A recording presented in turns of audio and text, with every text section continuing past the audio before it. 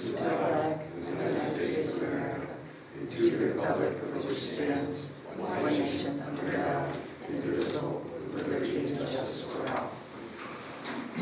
Well, welcome everyone to this March meeting of the town board, and I'll call this meeting to order. It's now 6 o'clock in the evening.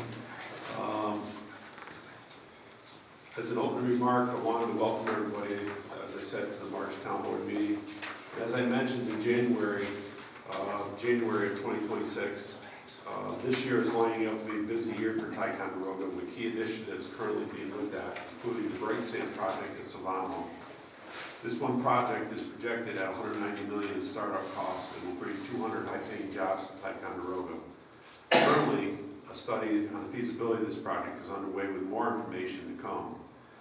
A second project involving building of 32 duplex and triplex homes on the land outlined by Cannonball Path and Hawkeye Trail is in progress.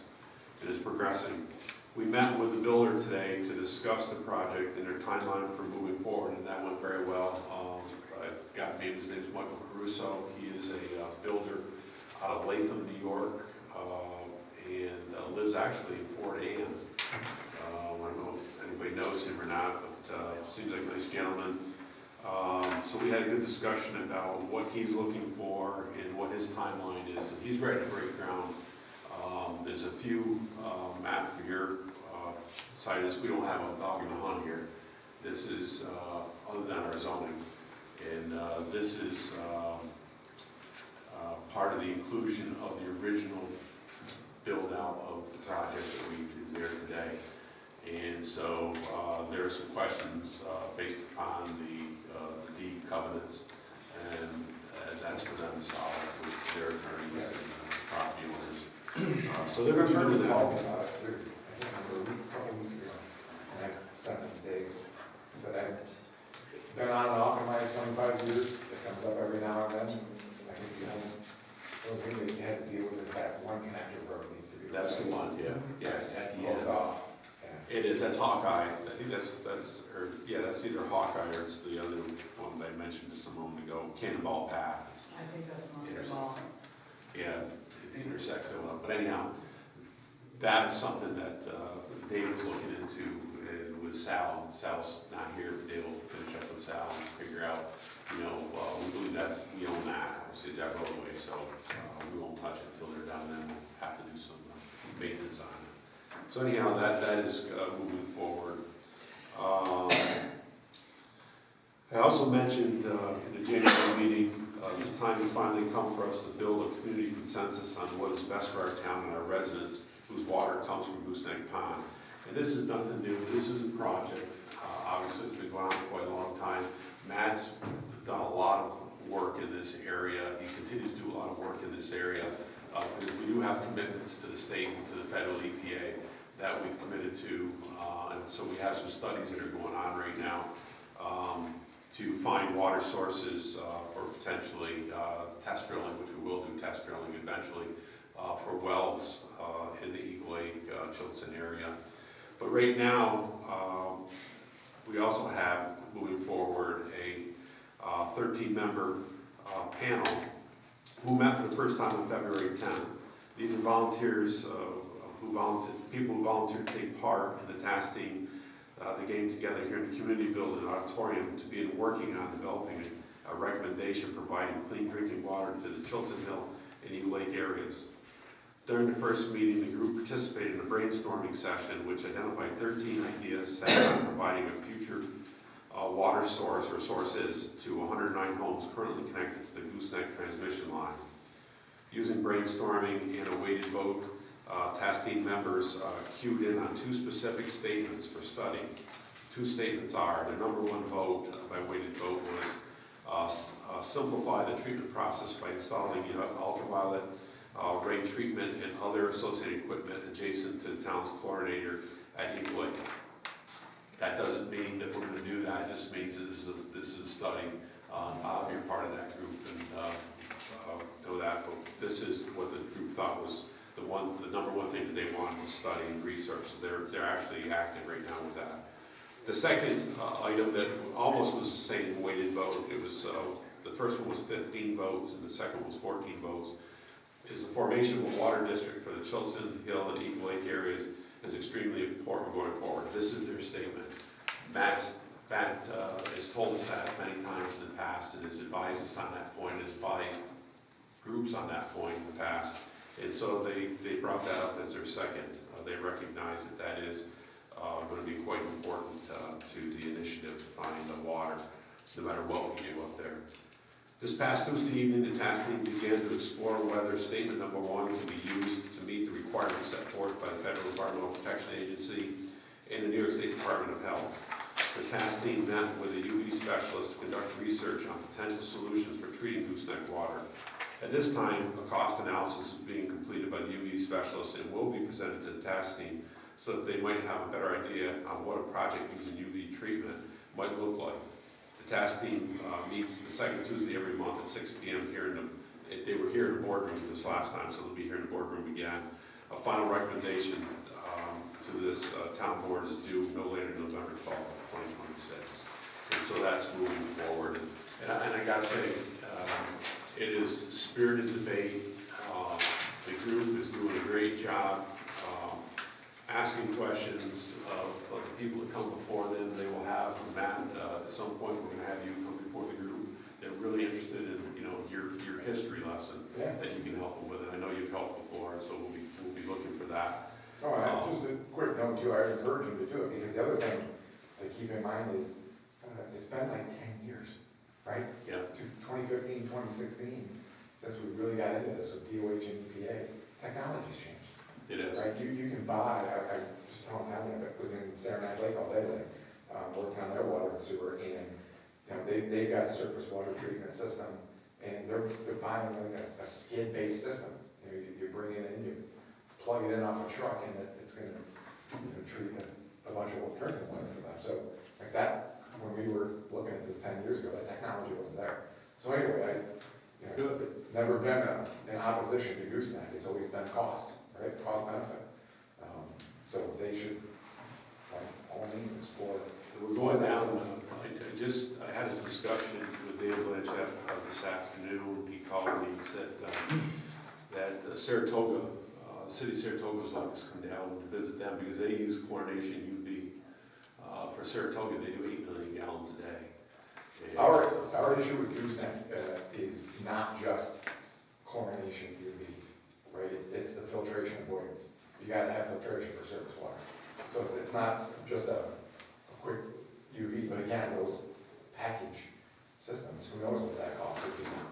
And the big 2 legacy costs, which when you and Dan called the other day, that have always been the elephant in the room for the 100, 105 users, is the legacy cost of that system up there, right? Eventually the dam's gotta be fixed, the intake. Right. Those aren't even addressed in this kind of an idea. But also the pipe coming down, right? That pipe is now grossly oversized for what they need and breaks. And the cost is, from what Dan asked the other day, what about how much we pay every year?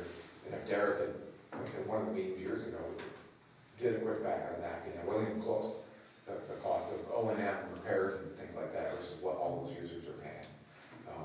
So those are kind of the 2 big legacy costs. The dam and the pipe, but if you get past those things, you might get. What we want to do is get to compliance first, Exactly. and then back up into those issues second. That's what our hope is. By one. But we will go to Saratoga, we'll take a look at what they have. Like you said, it's been 10 years since we really addressed any of this, or looked at any of the technologies out there today. And hopefully we can find something that we can fit into, we can go forward down the road. But anyhow, very pleased with the way the group is going. Like I said, very spirited. There were a number, how many community people do you think were here then? Maybe at least a dozen, right? Yeah, at least a dozen people were here and asked some good questions, and so we'll proceed on and see what we can do. That's what I have for an opening. I did talk, on this issue with Bright Sand. I did talk to, I actually texted with Chris Doss, the plant manager, the other day, just check in on things are going well with the Bright Sand project.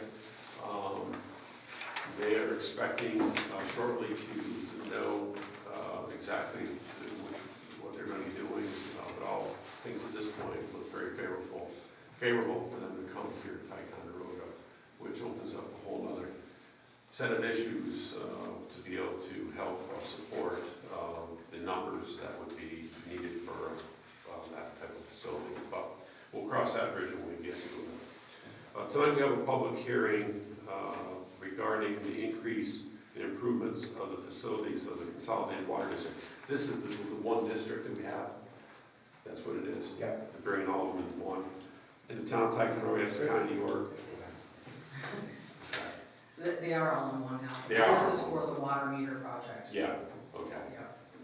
But just when it says when it says the Consolidated Water District, we're talking Because about. that's what we're The one borrowing district. the monies from, is the entire district. Right, Because right. the entire 'Cause- district has to use the water. Right, and that's where the liability goes back for repayment goes back to that. That's what the whole theory behind this is, for simplification in the future, I guess, is right now. Okay, makes perfect sense. So this is, as Tanya said, this is regarding the water meters. Does anyone wish to be heard in the audience and the community on this subject at this point? Jim, this is absolutely required, from what I understand. There's no more, delaying in this, because, for us, the commodity is free, right? The water, we don't pay for water as far as the source of the water.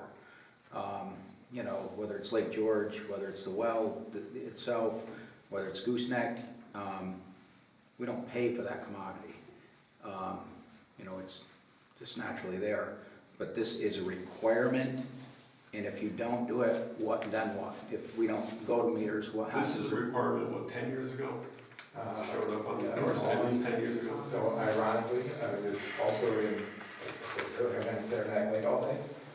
I think it was around 2009, 2010, somewhere in there, we had a grant from EFC to pay for the water meters.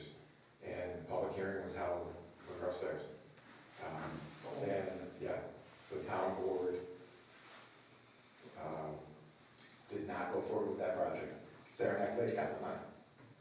They put their water meters in with the grant that We I rejected ours. EFC turned around and gave it to Saranac Lake. So you're obligated by law to have the meters. Whether or not you bill by meters is up to the town. You are not obligated to bill by meter. You're obligated to have the meters. They want to see who's using the water, because eventually what happens is they'll then require you to institute some sort of water conservation measure, right? So if you've got properties that are just blowing by thousands of gallons of water a month or a year, they're going to want you to correct that. So the billing side and the usage side are two different things.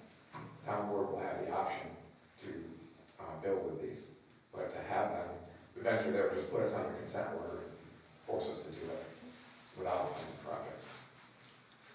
Yeah, eventually.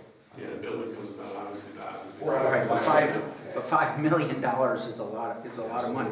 We should have done this when it was free. I mean, it's one of these, it's just like Gooseneck, we could have done something years ago, but for reasons unbeknownst to us, we stopped and we didn't do it. So now here we are again with another issue that we could have solved. It could have been solved for us for $5 million. I don't know what it was back then, but it was about $3 million. It was going to pay for itself. And we turned it down.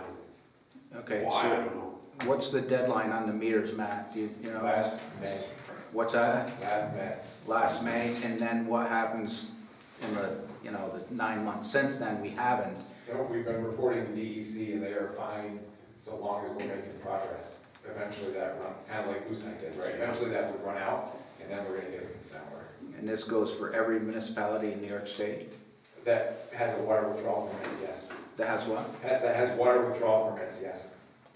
From DEC. New York State sources? Yeah. And this does not affect people on their own wells, though. No. No, they're exempt. If you're on a well water of your own. Even the Gooseneck project, whatever project that is, the ground or Gooseneck State, wells, meters are gonna have to be part of that project. So again, when you put together a project, just like we're doing with Gooseneck, and then we'll go shop and see if there's any funding out there for us to help offset the cost as much as we can with having to install these units. And I don't know if we have a number, how many units we have across the town, but I It's can like only 3,000, imagine. How many? 3,000? I want to say.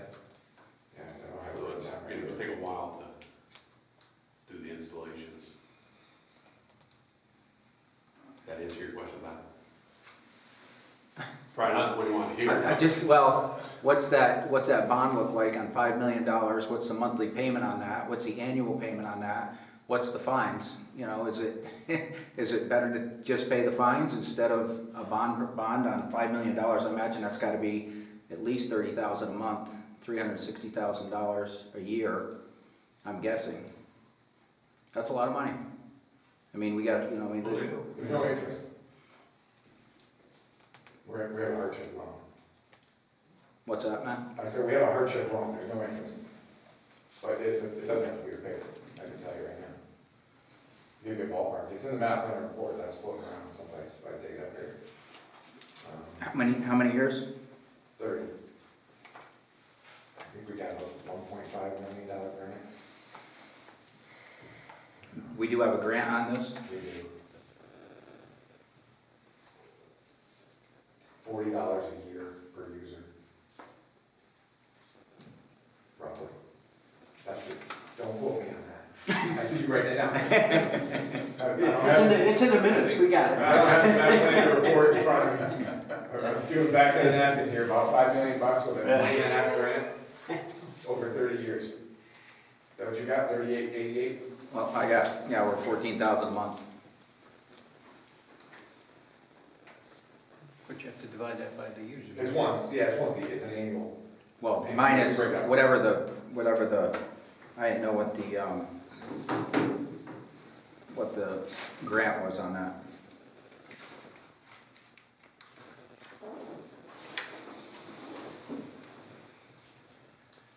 Now, I heard you right when you just said the town can decide whether or not they want to, they set the price on how they're going to charge for the water. Yeah. Did I get that correct? You know, in theory, this would reduce the cost for a lot of people because if they're not using the water, you have a base rate, I take it. There's always a base EDU, base charge, that everybody pays. And generally what you do is for the first year you have the meters in place, you generally use that time to study what you've done, right? Because otherwise, it's next to impossible for the town board to budget, right? But during that year, you're sending along the information to your ratepayers to say, hey, if we were metering, this is what your bill would be, right? Because generally what you find is within the first year or two of meter, if you're billing from it, that usage applies, right? Because people start to conserve money to pay for it, or water to pay for it by the meter. So you use that time to study, so then you can then figure out what your actual usage is gonna be, because that impacts your budget, right? O&M and things like that, electricity, chlorine, whatever it may be. But you also need to know what number to use for that base EDU, because you still have to cover your budget, and then you've got an approximation of how much money you'll generate through usage, right? People use a lot of water, pay more, like you said, people that use less, pay the bare minimum. And I know we have, you know, some people we're gonna have to work on that, you know, especially people that have a tendency to freeze up or have to leave their lines running during the winter time. We have some of those that we're gonna have to deal with that issue because without it, they freeze up. So there's your water running. So, you know. Sometimes at town direction. Yeah, time you got town direction, yeah. So we're gonna get in further to that, to let people know that. Anything else? Anyone? Yes, Marge? I don't understand a lot of this, but I'm wondering if this is on top of what we're already paying for water and sewer. It would be an additional. Well, right now you pay, for a home, you pay, if it's a single family dwelling, you pay a single EDU, and I think that's what, somewhere around $300 now. I'm not sure what you quarter. How much? $305 in the village, For each quarter? Mhm. Yeah, so each quarter, $305. What this will do is, as Matt said, We will continue for the first year, most likely just as we are now, we'll keep right on going. But we will be watching usage to each residence, each business that's on the system, and providing them with information about their usage, so they get, I have no idea how much our business uses in water. I don't think we use that much. You go up compared to, 120 a you quarter. know, some, Grand, but right, for the loan. we'll find out. I mean, I'll find out. It may shock me, I don't know, but we'll find out. But then, based upon that, then the town has a decision, you know, how we're going to regulate. We're gonna continue just to say, okay, EDUs are this much, and that's what you pay, or we're gonna go to where you pay your base rate, like everyone pays the base rate, as Matt said, and then you pay for your water usage beyond that, so much per gallon. That's what the study, that's what the project will be used for to tell us. Does that make sense to you? So like I said, you know, for many people, their water rates may go down. They should go down. They shouldn't climb. I mean, when we're doing this, we should see something different based upon usage. But it's until we start looking at usage, that's will tell us, you know, whether or not you're gonna stay at that level or go up or go down. Jim, initially, when you do that $5 million loan, your water's gonna go up 120 a quarter, right? $40 a month? I mean, you're gonna have to pay that note once No, it was a year. it would what? That was a year, so $10 a quarter. That's $40 a year. $40 a year? Yeah. Oh, Still, that's what he's got. yeah. A bunch of water and sewer. Well, that's not bad then, yeah, okay. Yeah. So we're just gonna wait and see what the numbers are going to be, then we'll know. Then give people good know, then the community will decide. I'm sure we'll have community hearings to discuss, you know, what we're learning, and then we can decide, you know, what is the fair way of addressing, you know, water usage. I just pulled mine up, just to give reference, like, Glens Falls was mine, White Mountain was right, our usage for the quarter, the fourth quarter last year was 680 games. That's for us. So that, their rate structure difference, they got 5,000, 10,000 users, right? And they are straight meters, they don't have a base ED. Oh, okay. They're entire budgets. Tom Plattsburgh, my son's campsite, it's $4 a month. $4 a property. And how many thousand gallons we use a year? I think it was 12,000. plus your base cost. That isn't bad. Very, so anyhow, any other comments that we wish to make? If not, I've got two resolutions to this. These two aren't on these. Yeah, okay, if there's no more questions, we'll close this public hearing and move on. And this time, I have two resolutions. The first resolution determining that it is in the public's interest to make the increase and improvement of the facility of the Consolidated Water District in the town of Taconic, County, New York, at a maximum estimated cost of $5,215,080, consisting of the installation of water meters, including original furnishings, equipment, machinery, apparatus, appendices, what's that? That just related Related incident valves or items, okay. And incidental improvements and expenses in the connection therewith. Can I have someone accept that? Okay. Second. Dave, second. First by Don. Any discussion by the board? I mean, obviously, you know, $5 million, I think Bob said it well enough, because, you know, it's a lot of money to have to pay back. And I just wish we'd done this 10, 15 years ago when money was free, but unfortunately it was, so we didn't do it. So, ask for a vote. All in favor? Aye. Aye. Opposed? Carried.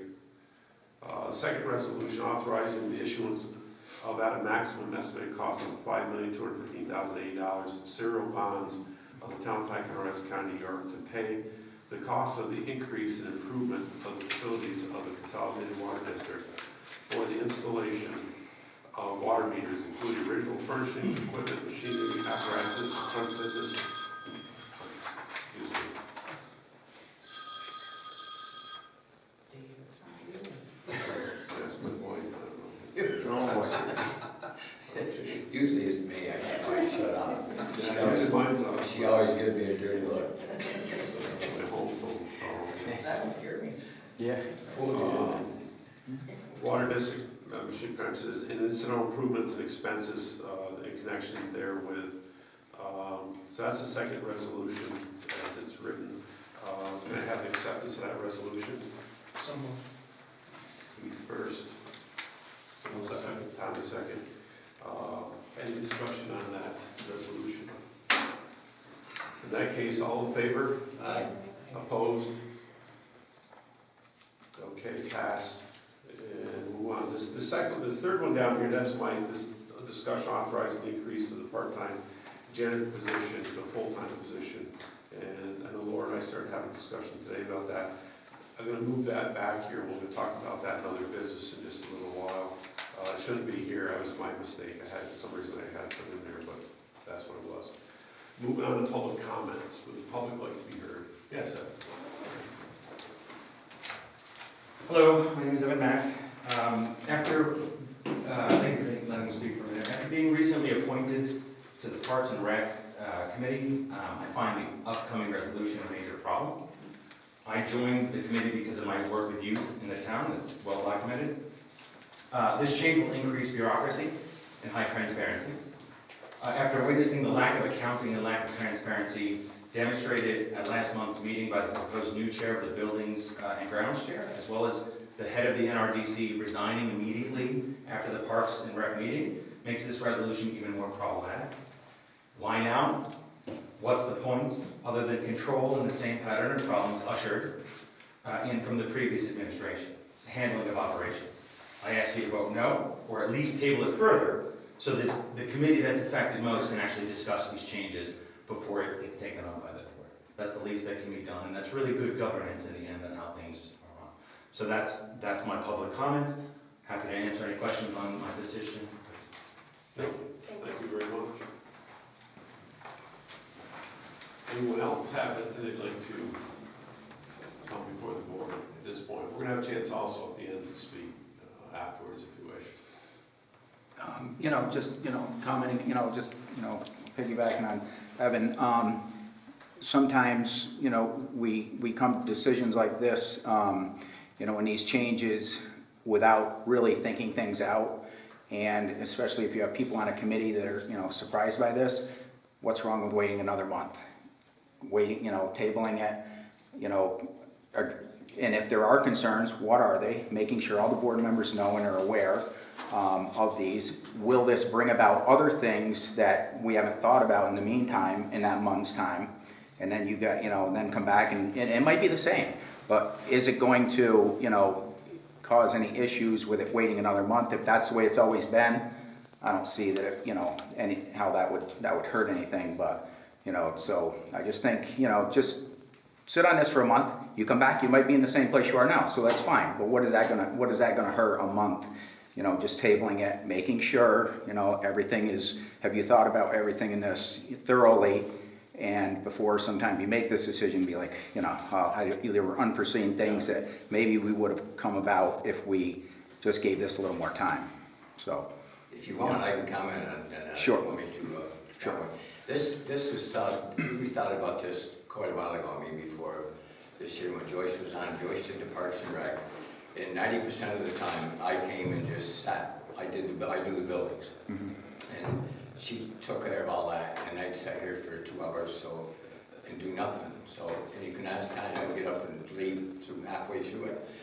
So in the meantime, like I said, I take care of 6 buildings, and Tom is on the municipal. I take care of the armory, the community building, the library, the heritage, and the highway garage. So based on that, I wanted a committee of my own that's why I put Tom on. He's on the municipal. I put Terry Smith on, he does the Heritage, he's been in charge of the Heritage and been involved in it for years.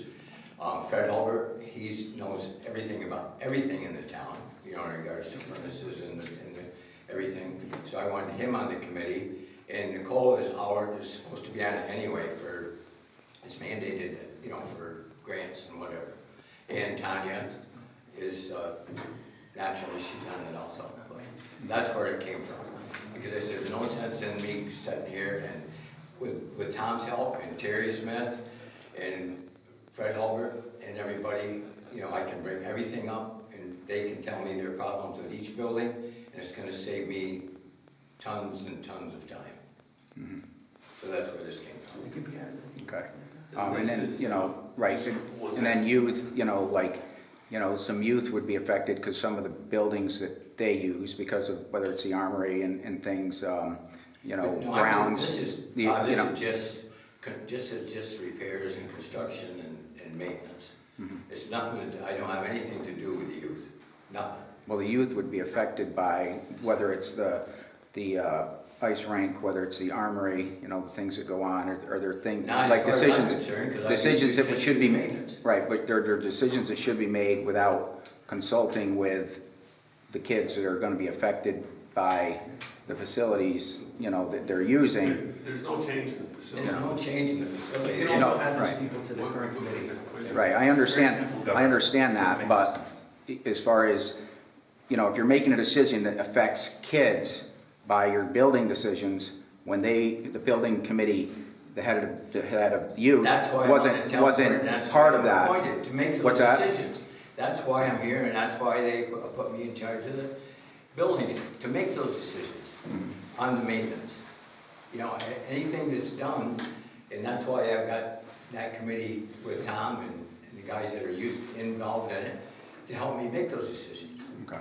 It's got nothing to do with the scheduling of the kids or, I know that this has been talked about before, I understand where you're at, and we'll talk about this more in just a second. This is something that was different. They were brought together several years ago, and it's gotten so large in what it is, and I realized that there's a shakeup last month. I understand that that's part of this problem, and I understand fully about that.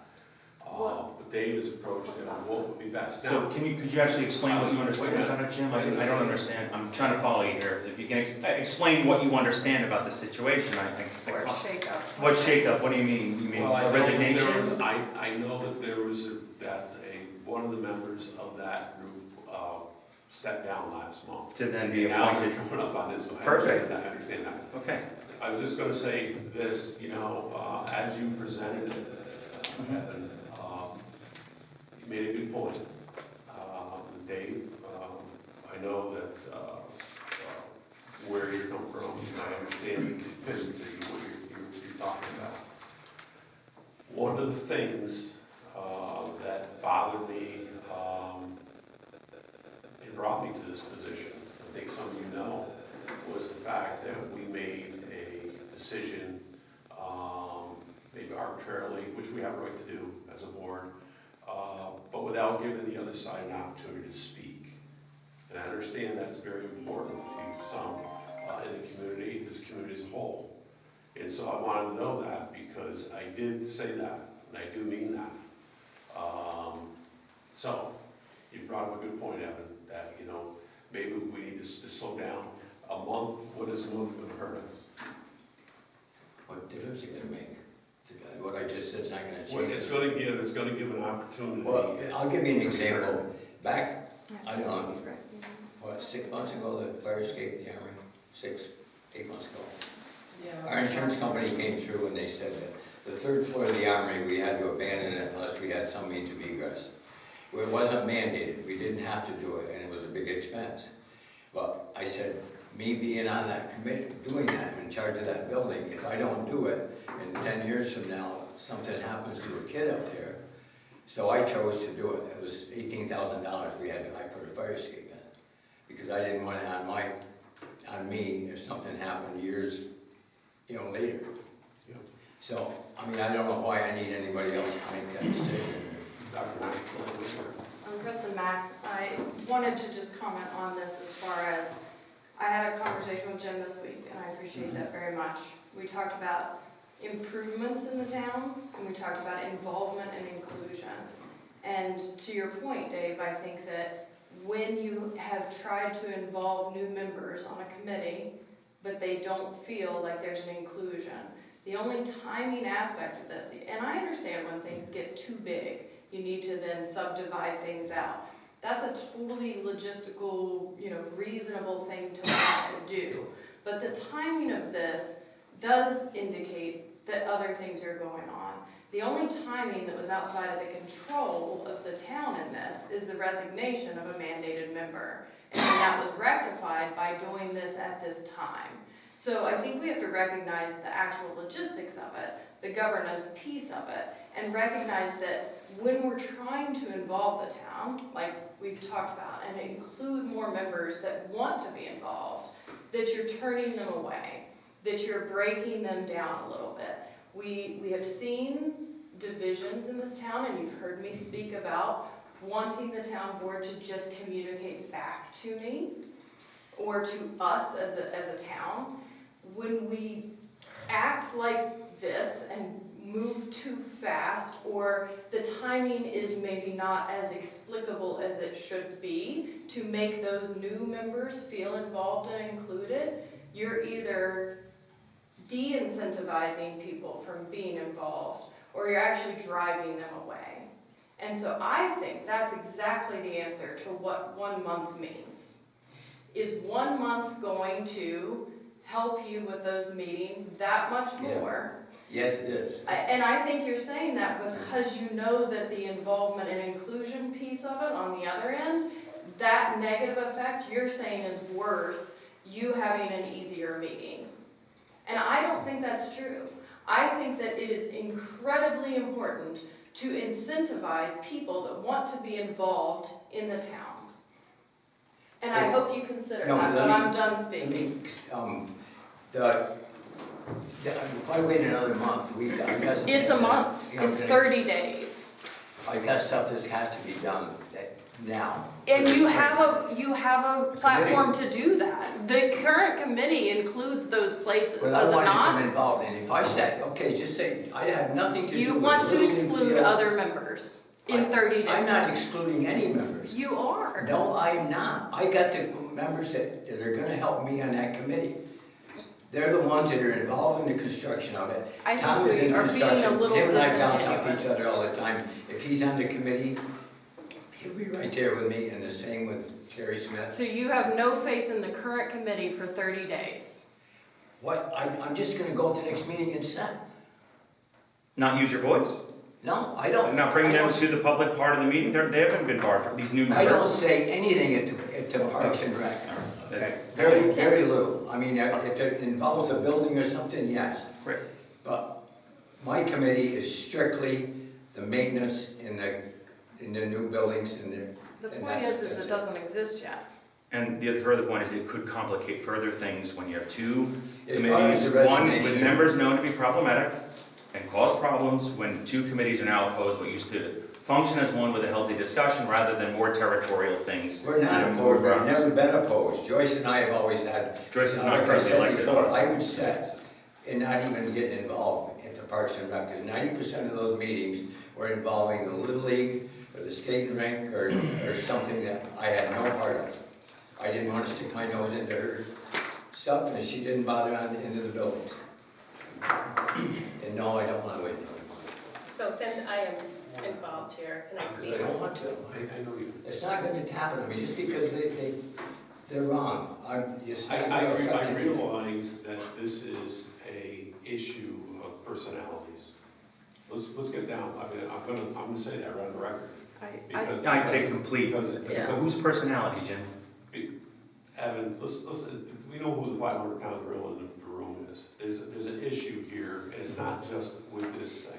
Right. This guy right here does more for this town to Right. keep these buildings up. I mean, it's a wonderful job. Okay. If the one issue wasn't a problem or part of that whole team that's there now and hadn't been, I don't know what went through in the last meeting, wait a minute. This thing wouldn't even come up on the radar that we're separating these two back away from each other like they were years ago. Wouldn't even come up.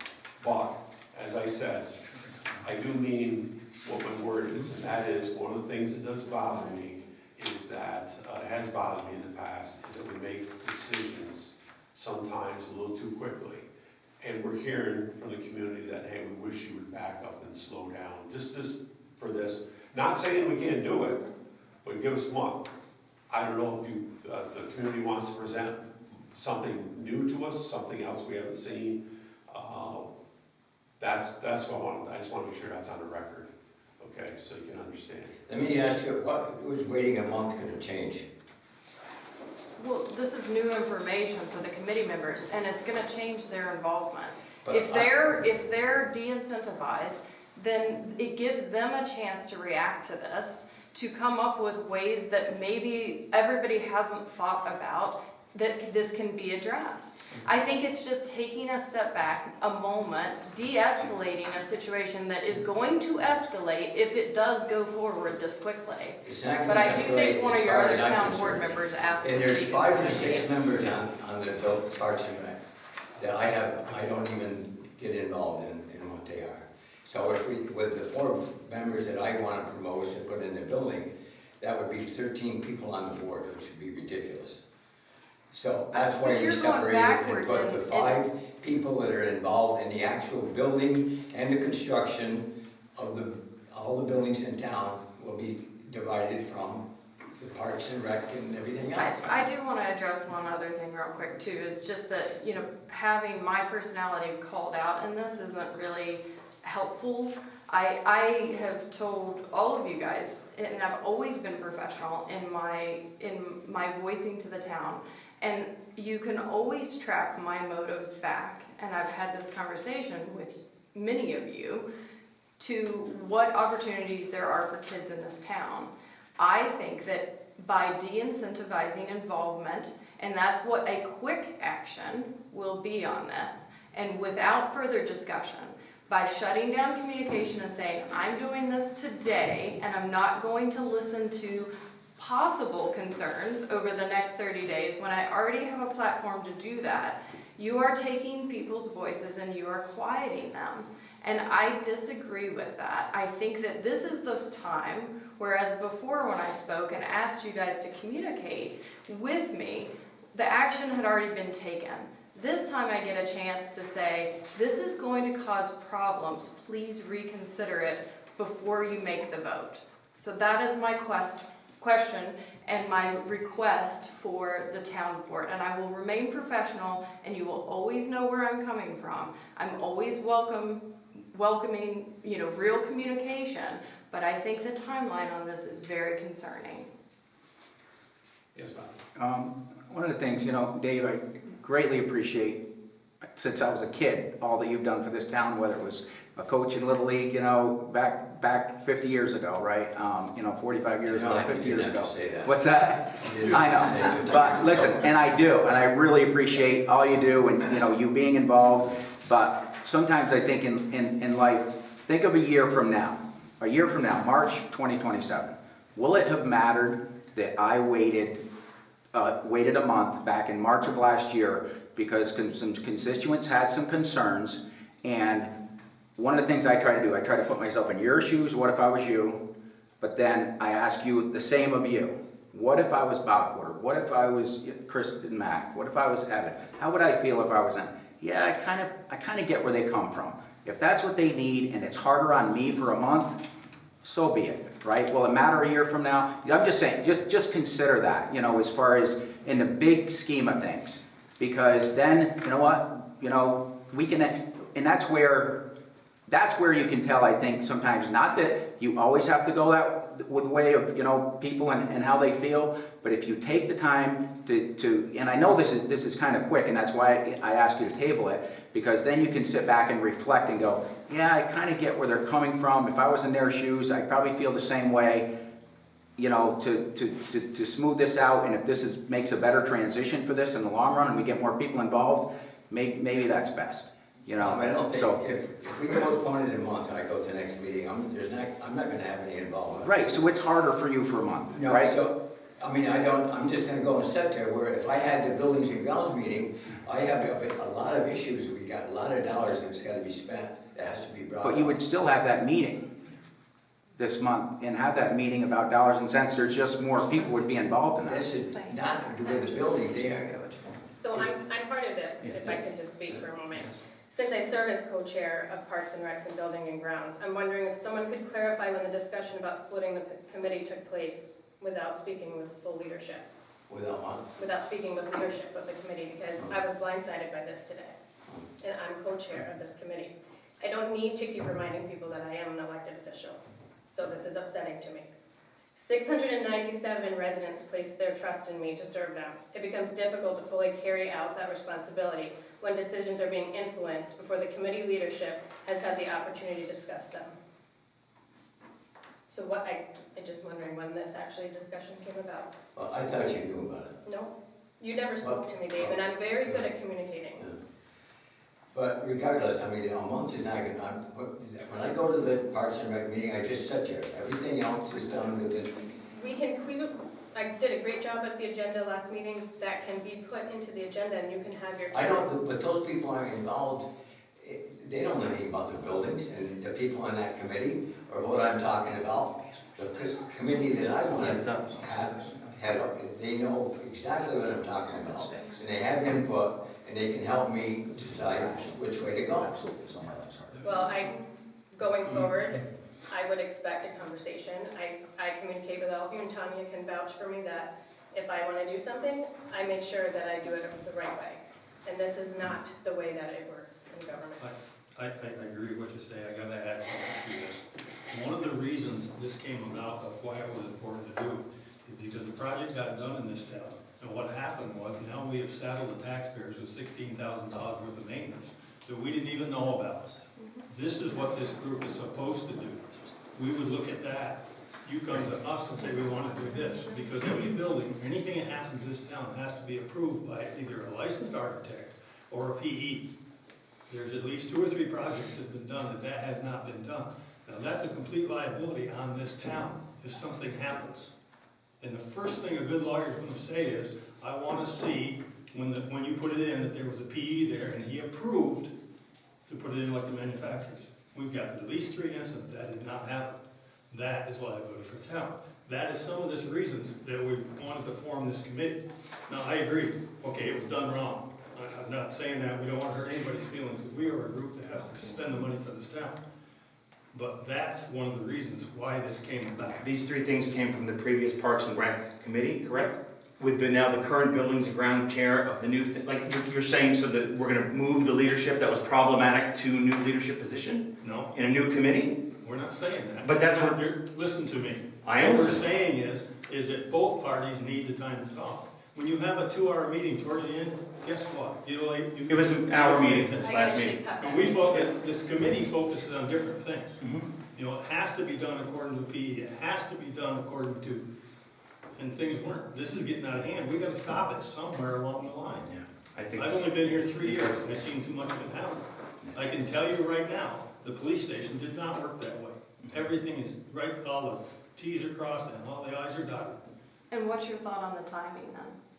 Excuse me? What's your thought on this being kind of pushed through, rushed through, and the timing and the lack of communication when people are concerned? Well, And there I are agree with new you members. 100%. Nobody's had the intention to set up to embarrass. So that's my them. only ask today, is Yes. to consider it a little longer I and just talk to wanted us. you to see that is the reason why. I think there's always reasons why. Logistics get crazy. I agree with you on that, but I think this has been rushed in a way that is not transparent, and there's clearly concerns that need to be discussed, and there can be a short delay before a resolution is Including figured what you're out. saying is revelatory, and that's It something the is. current committee with new members should discuss. That's revelatory. Thank you for that information, Tom. It's amazing. Thank you. That's why this is important to do for the town. Yeah, Yes. fine, eventually, but 30 days is not going to hurt It's not anyone. gonna hurt a thing. Right. I'm not- Thank you, Tom.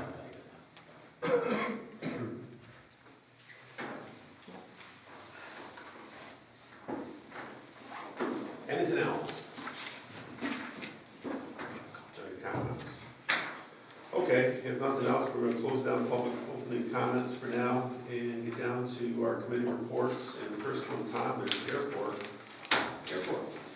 We had a meeting on Tuesday, March 3rd. All members showed up.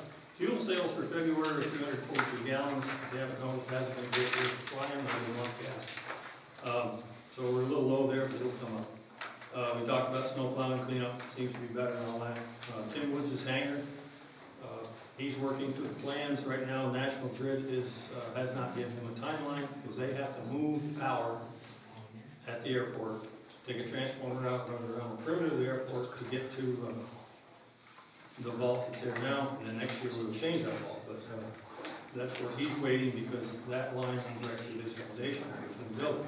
His new building will show up on site March 26th. And we will place it outside in a secure area for that time. Jim's also talking to the mill about tree removal on the north end so we can get our nighttime flying stuff back in. Fire extinguishers need to be checked with fuel signs. They have been done. Thank you, John. The big thing is the flying is scheduled for June. The third annual flying is just for June 6th on Saturday.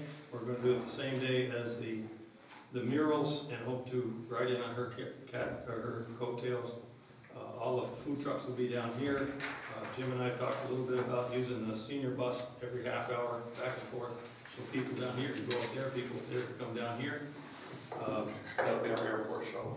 The big thing is there's a lot of kids' activities that is done by one member of the board and his significant other. It's always been, the last 2 years, it's been very successful. This year, the kids get to build a little airplane and get to fly it through certain things and activities. And then they earn a boarding pass. The boarding pass will give them, they'll take that to Bob Stalls and he'll take them through his airplane. There'll be free food for pilots. Anybody that flies in will feed them. Simple as that. The biggest thing I got to talk about is a thing called Habitat for Aviation. John Hanna, one of the members who died last year, he's got a hangar. Still got a bay and a hangar up there, and the family's trying to clean it out. One of the things in there was an airplane in partial disarray or headed to put together. The Breezy? Yeah, that has been given to a school in Vermont. It's called Habitat for Aviation, and if you got a minute, look that up.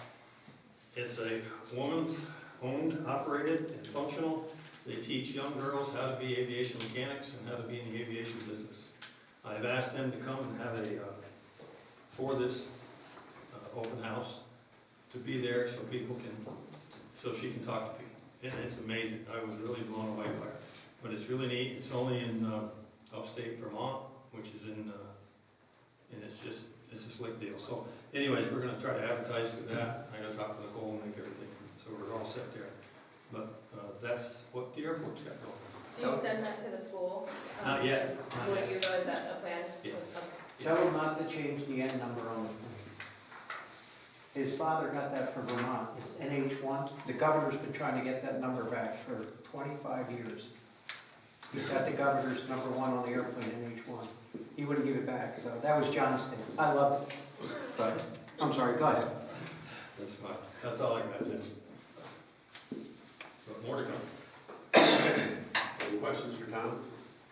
No. I know one of the things that excites me about, I'm just getting to know the airport committee, is some of their thought process about, what their vision for the future. And, some of them see that the airport continuing to grow.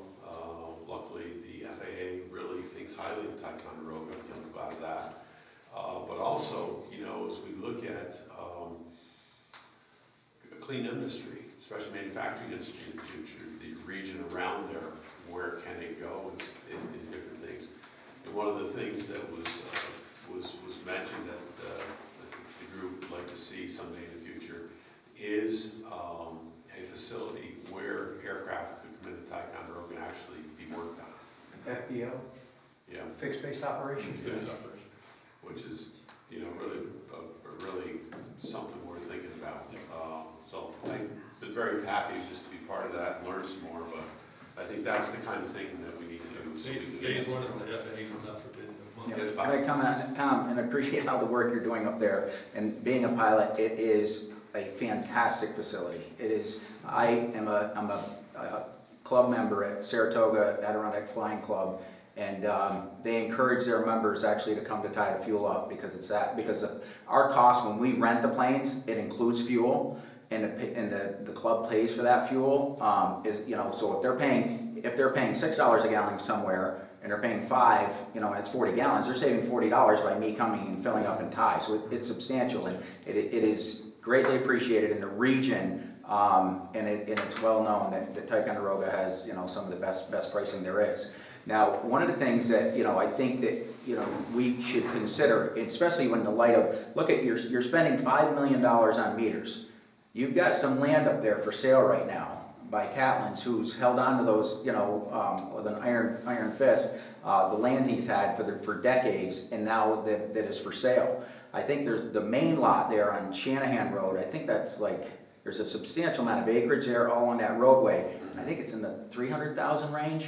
That should be something that we entertain as far as a community to help improve that area, and possibly down the road have a, like you said, Jim, a facility there that, so you extend the runway that way, which I think that is an issue for some people with, with bigger planes trying to get in, and smaller jets, especially international. I think Obama, some of the people they bring in. And then the other is, possibly, you got room now for some bigger hangars there, for manufacturing, for a flight school, for, aviation, whether it be, especially the upgrades today in aviation with navigation and, all your avionics is unbelievable, and there's not enough people to do it.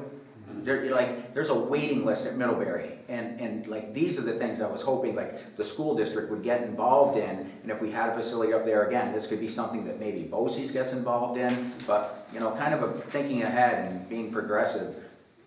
I hope you guys, just consider being that around, actually the town purchasing that land.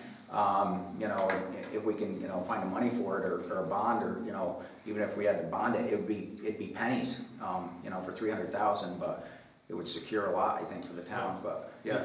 Phase of the FAA, to bring you up to speed, the FAA wants us to buy 7 acres from Catlin and about the same number from Lurke's to put in a western taxiway of the airport. All the way, They will not buy any more than what they need, the government will let you. okay. FAA pays for 95% of it, the state gives us 2.5%, and the town's taxpayers pay for the other 2.5%. Talked to Mr. Catlin, he said, I won't sell you 7 acres, you gotta buy it all, Okay. or none of it. Would they pay, so if they, so he breaks it up and this lot is more, this lot, the 7 acres is a lot more money, and this acreage that he's gonna sell to the town, if it's 300,000, but this part is 200,000 and this part's 100, there's different ways to skin the cat there, but, Well, we went to the realtor that has it and explained to them this is what, so if somebody's interested in it, he will explain that to them.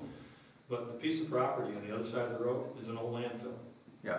Oh, the other side, right. Ticonderoga does not want to buy an old landfill. No, but this side is, or the north side of Shanahan Sorry, is, north side. and that's he has, That's what we need to he's do. saying you gotta take both? You gotta buy it all. Oh, You gotta buy it all. because I thought that was a separate parcel. That's just, because I looked at it, and I thought that's its own parcel on the north side. Says you gotta buy it all, 47 acres or something. We went through, Jim, this is a great conversation for your airport committee. Yeah, Sorry, I agree. sorry, Tanya.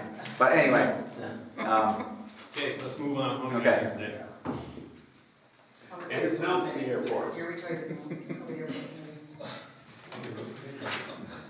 If nothing else, we'll move on to building and grounds, parks, recs, and library. And Okay, buildings, we had some minor repairs at the library and the armory, the furnaces and stuff, but the main thing is the roof, the ice rink, the ice building, you said has been turned over to us. And they held back $10,000 for the roof. I went down, DJ and we tried 4 different manufacturers. We cannot match that shingles, the shingles that are on there now. We called the company in Texas, and they don't like the 3-tab brown. So I got quotes on metal. And I came up, one for 42, one for 43, one for 47, and one for 48. And I don't think we have any alternative, we've got to do it.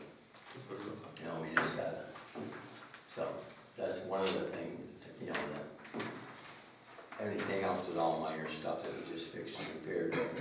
But that's gonna be like 4,300 to do that. But I wanted to bring it up tonight, being, because he's got to order it, so we gotta get it done. And I went up and saw them, and they said that they would pay DJ and hold back $1,500.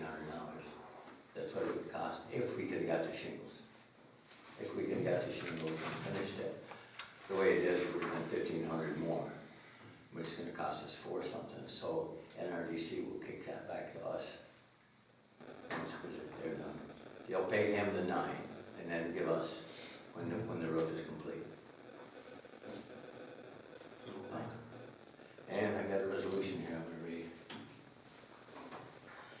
To establish a separate buildings and grounds committee from the current buildings and grounds, parks, recs, recreation, historic land, monuments, beach, and cemeteries committee with Dave Woods as chair, Tom Thatcher as co-chair, vice chair. Committee members will include Tanya Thompson, Terry Smith, Nicole Green, and Fred Hulbert. The committee will meet third Tuesday on each month at 8:30. And I'll move that. I don't know on that. Well, we got a discussion. Need to have a second Yes, first, yeah, second, first. and then if we could second. Okay. What we discussed. And then we have discussion. You know, this is one of those things that, as I said, I don't like, because we've got some pretty strong feelings on both ways, and for good reason. And I'm not going to say there aren't good reasons there. And there may be merit going both ways. I'm not saying there aren't. I can't quite think about that. But one thing that I had said before and I didn't think about this, and I talked to Dave and I talked about this in the last few days. And you're right, Laura. Thank you for recognizing that. Yes, we should approach you, so you don't get blindsided by it. I apologize for that. Not only as a chair, but I'm the supervisor. I'm the guy that comes up to my office. But when I ran for this position, like I said, what was one of the things that led me here was the fact that we had made some hasty decisions in the past. And I don't think, I understand where he's coming from. He's absolutely correct in what he wants to do and how he wants to manage the buildings. And that's what he's extremely good at. He's been doing it long before he was a member of this board. And I know that for a fact. I'm not sure what a month is going to bring us. I guess an opportunity for someone to be heard further. But when I look at this, I don't look at personalities that are sitting in front of me. What I look at is what Mr. Porter said, and that is, if I was in their shoes, what would they do? If I was in their shoes, what would they do? And I've had my fair share of discussions about how this town is going to run and how we are going to do things because of this exact reason. And that is where we go and we don't listen well enough to what everyone is saying. And that's part of our job, a huge part of our job as members of this board. And I feel very strongly that. I actually had an opportunity to sit with Marge, and we sat together just in the last day. Yeah, And for quite a while. yeah. And talked about this very issue, not so much the personalities, but in theory, what this type of action does to the community. It rips the fabric of the community. And that's the one thing that I've been trying to put my hands around is, how do we remove these issues, these wedges that get put in on top of us? Because every one of these people in this room is trying to do, sitting at this table is trying to do the right thing and make a difference in their community. There's no taking away from that. But all of a sudden, we get thrust into the middle of all this political nonsense, and that's what I'm going to call political nonsense. And I've seen too much of it in just the last week, in a few different things. And this guy right here has been right beside me all the way, you know, leading the charge with me on some of these issues. Why? Because he has the knowledge in his head that I don't have, and that's why I want him there. I want his thought, because I know he makes good decisions. But it comes down to what I said too in running for this position, and that is that I would listen to the community. And that is extremely, extremely important to me. So I just want to put that on the record before. I'm not saying that it's not warranted. I think it is warranted. I think separating this, because I know the complexity of this, separating this issue would make sense to me. I'm not saying it won't, it would make sense to me. However, I also understand that there's a lot of strong feelings in this community, right or wrong, and I'm not going to pick on any one person or a group. But I think that, again, how we go about this, you know, is the problem. So we need to come clean on, you know, what it is we feel is the problem. And we need to work at that to resolve that, so that we can move forward. Because Ticonderoga has got to grow. Ticonderoga, if you don't, nobody's gonna be here in 25 years. You're not gonna be able to afford to be here. I can guarantee you that. If we don't get our hands around some of this stuff and deal with it, and deal it with a way that we can fuss and fight and argue with each other, but when we step up away from this table, we're still family. And that's how I look at every one of you guys sitting out there tonight. And I look at the rest of these people that I deal with on a daily basis and have dealt with it and been a member of their community for my life, like you. And so I just want to put that on the record. I'm sorry that we're in this position, but that's part of the job. And I take that job seriously. And so I've said enough, and that's So all. also, I just want to say, I know you're saying, you know, what's best for the community. We decided in Parks and Recs that we were moving the meeting to 6 p.m. so we can have more people in the community involved. Dave and I spoke about that at the first meeting, so I'm not really sure what changed, but splitting people now isn't going to solve the problem. Splitting people just gives the problem more, you know, whatever everybody's saying that there's personalities or whatever. I don't know what the I don't problem is. understand that. And Nobody's told me the problem. I've got my theories, and I listen to things and people say things, but nobody's ever told me what exactly the problem is. I was wondering the same thing. You know, on my end, there's no personality, there's no, it's not any reason personal cut. No one, in a month from now, if we wait, it's not gonna change. I just will say that They're I gonna think feel the that same way that they do. we live in such a small town that splitting this committee can actually cause lack of communication, things slip through the cracks. Communication needs to be much better, and if we're together talking about it, you know, that's how things get done. But that's just. Well, it'd be the same thing, or if you said it on my building, you're not gonna say a word during the building, I mean, you're not gonna be involved. Well, I can, I would, because if I'm on your committee, that's the point, it's us working together. He knows a lot more about building than you do.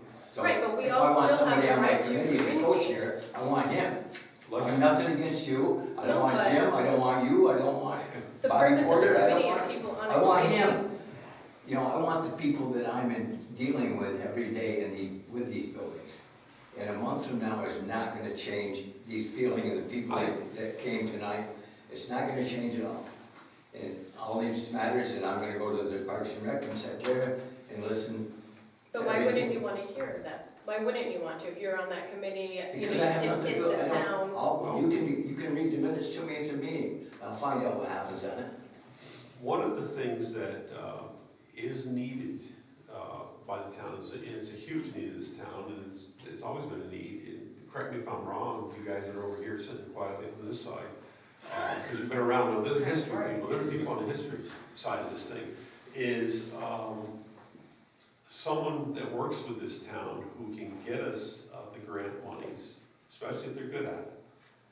And that we're gonna have somebody doing that. Now, when I started this job, I've sat back and I've watched the town trying to understand this.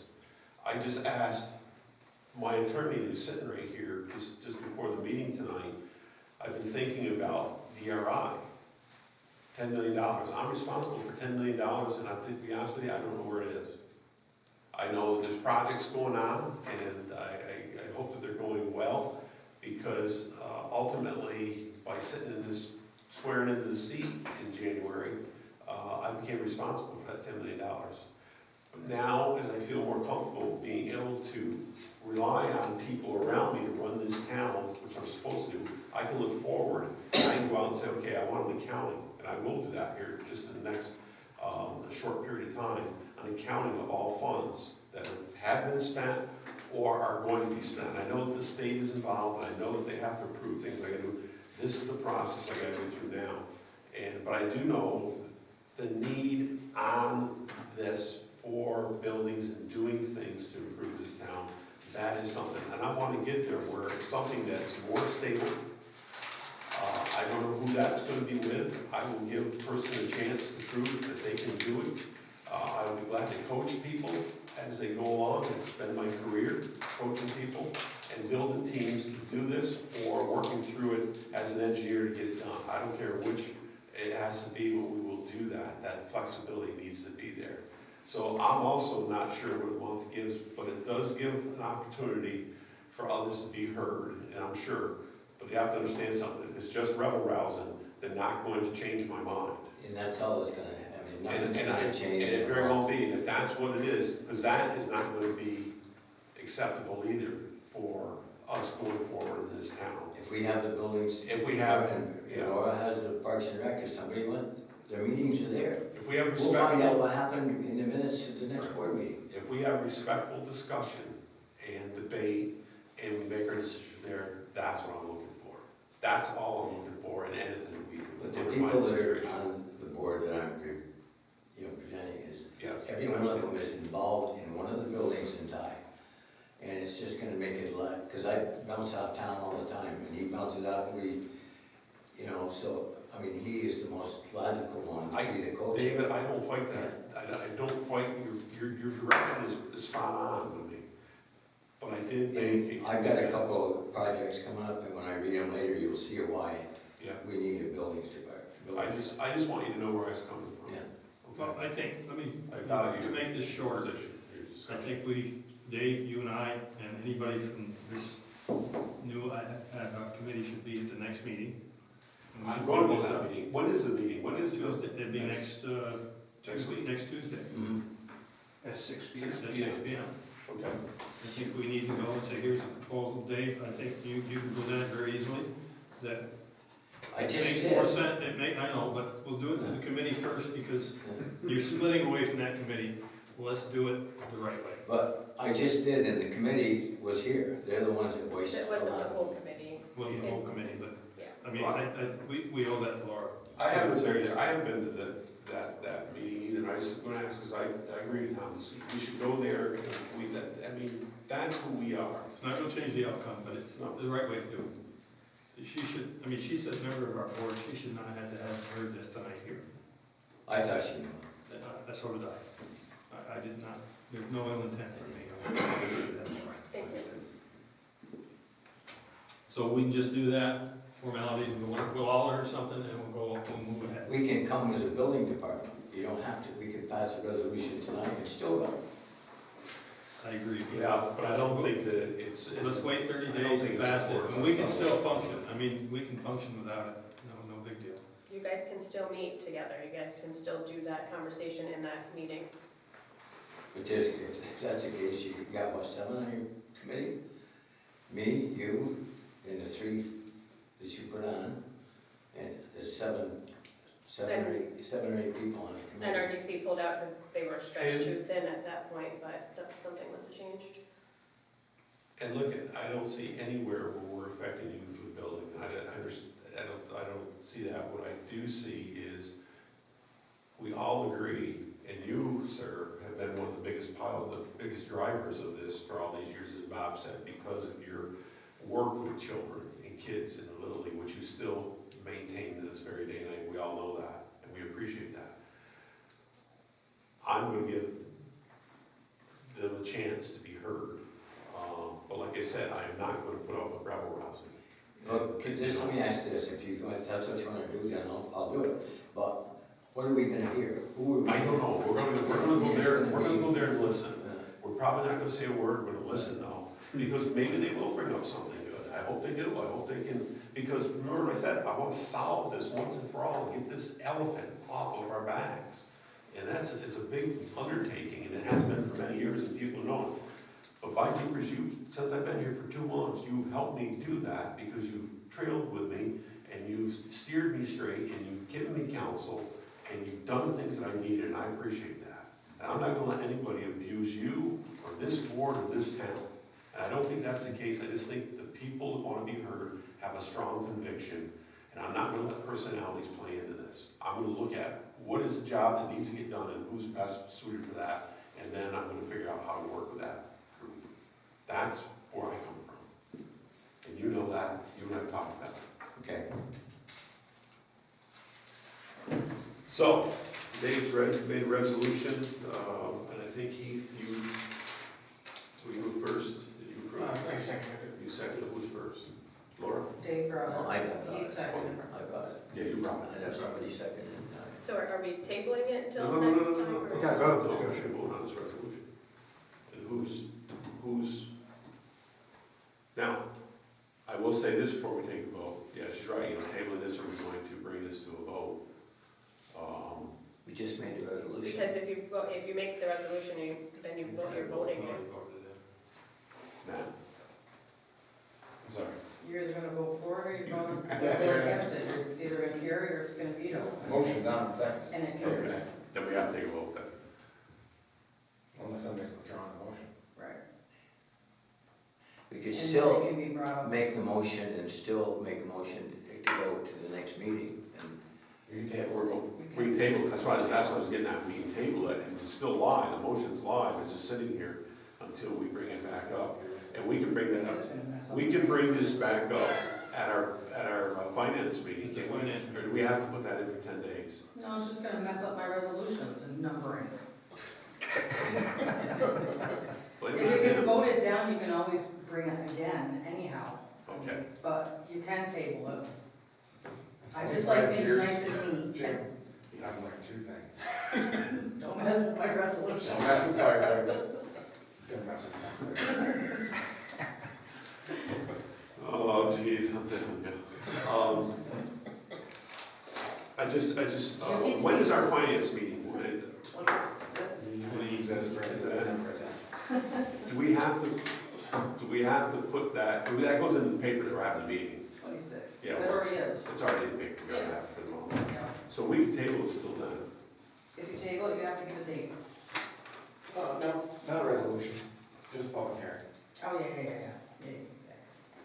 Just- No, you, No, so, ignore the public hearing.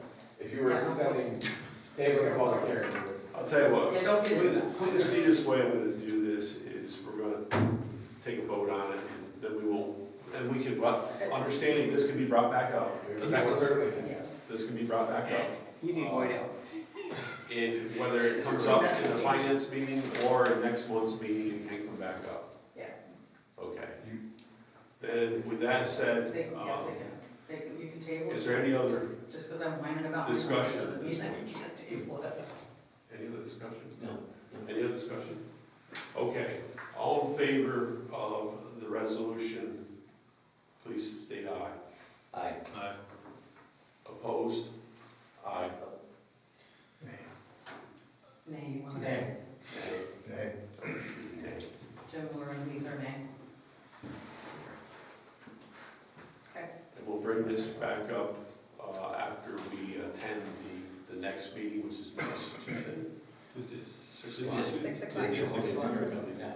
Voted down. Let's do it. Down. Voted down. Voted down for now.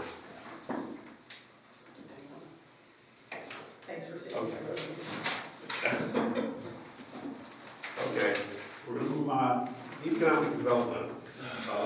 The economic subcommittee did not meet this month of February, so I have nothing to report again. Currently, I anticipate our first meeting to be held in late April. I just haven't had time to really put my arms around that yet. But in the meantime, I'll continue to meet with members of the subcommittee and others on an individual basis, which I've been doing. with respect to economic development, and prepared to begin projects with people on an individual basis with respect to projects prepared or being projects currently underway. And I know that tomorrow, like I think I have a meeting tomorrow with Beth Hill from Fort Ticonderoga in the afternoon. Beth and I are going to meet here in the office, and we'll be talking about economic development, where she's part of the team. I haven't had a chance to sit with her yet, but this will be my first chance to sit. And I have worked with Beth in the past, and I found her always really a good person to work with on a number of issues that we've worked around with Fort Ticonderoga. So hopefully by April, we'll have this underway. We'll have our committee back underway, and we'll have something more to report when we get to May. I am also working in discussions with Matt at the Chamber of Commerce, Matt Courtright, and on the business council that we have mentioned before. And so this is what's holding me up from really doing things. I'm trying to get the business council up to where we can work on some of the subject matter that I want them to work on before I continue on down the road. I look at economic development that may or may not fit into what we're looking at. So that's where we're at. So Jim, do you want to cancel this month? Yeah, yeah. It's on the will be in April. Okay. What Keith had meant, I appreciate that. It will be in April. Highway transfer station. So hold on, because Laura did not get her Parks and Rec. Oh, I'm sorry. I'm sorry.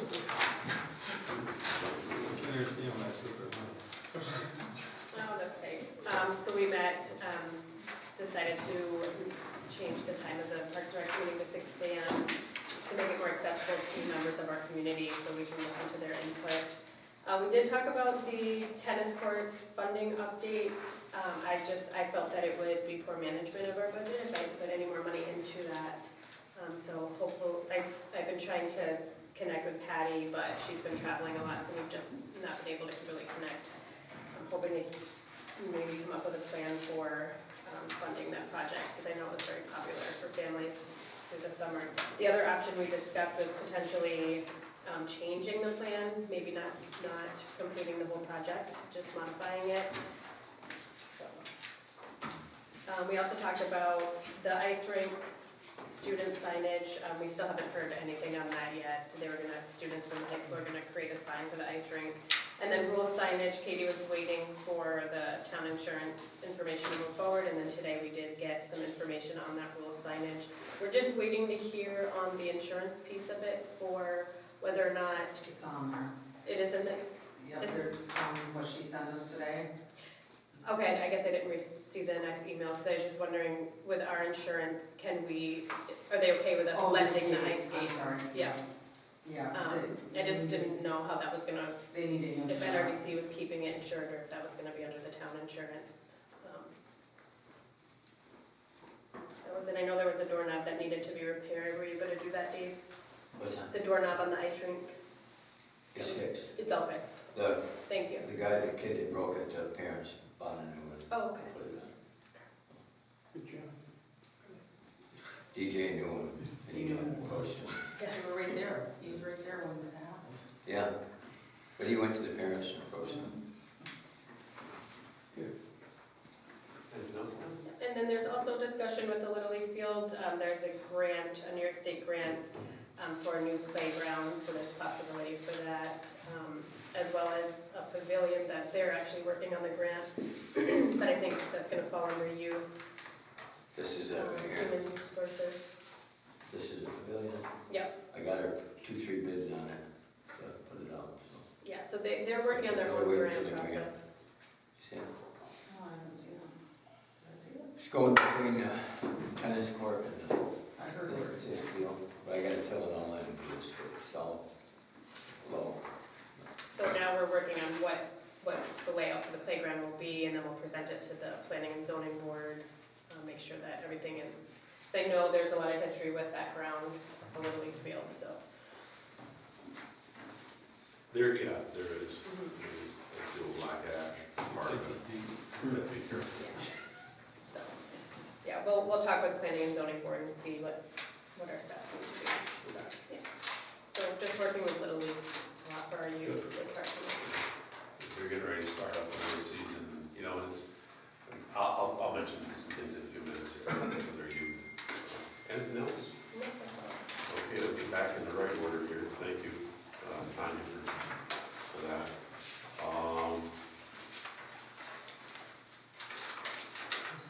Next up on the ground is use. Sherry said the sound Economic was gone on your, development. Sweetie? yeah. Sherry says the sound was gone on your computer. Did you hit something about you? Oh, it's gone dead. It died. Oh, Computer died. I don't want to, it died. I'm gonna get dirty looks on the dragging this meeting on, you know, there was a tank at the skating rink. Is everybody aware what the Tanya is, or I've been through it? In town, there's a pit. Yep. And it's a 250 gallon poly tank.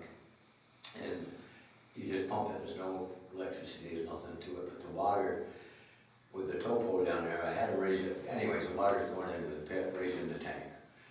So I had DJ pull the floor up and strap it down, and then take and put I had him put a sump pump hole in when we did it. And he bought a new sump pump, put it in, took it, brought it up, piped it out through the side of the wall. So it's gonna run continuously in the rain. This is ground. So we just did that, so. It's all the ground line. He called me one day during a bad rainstorm, and it was just washing around that building. I went down and went up to the township, the shed, and got gravel and put it along the road. It didn't do any good. So, anyways, One thing I've seen down there and I wanted to ask about is all the pallets are down by the compressor units. those have got to be picked up. I just thought that when we did all that, The snow on the pretty ground. low, I didn't want to pick them up. Okay.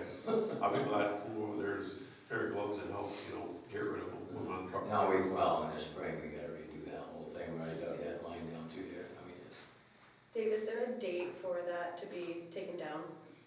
no, I'm gonna call him. Okay. And that, you wanna bring it, anybody wanna drag this out a little longer? When they come up for the 8,600, isn't it, to close it, we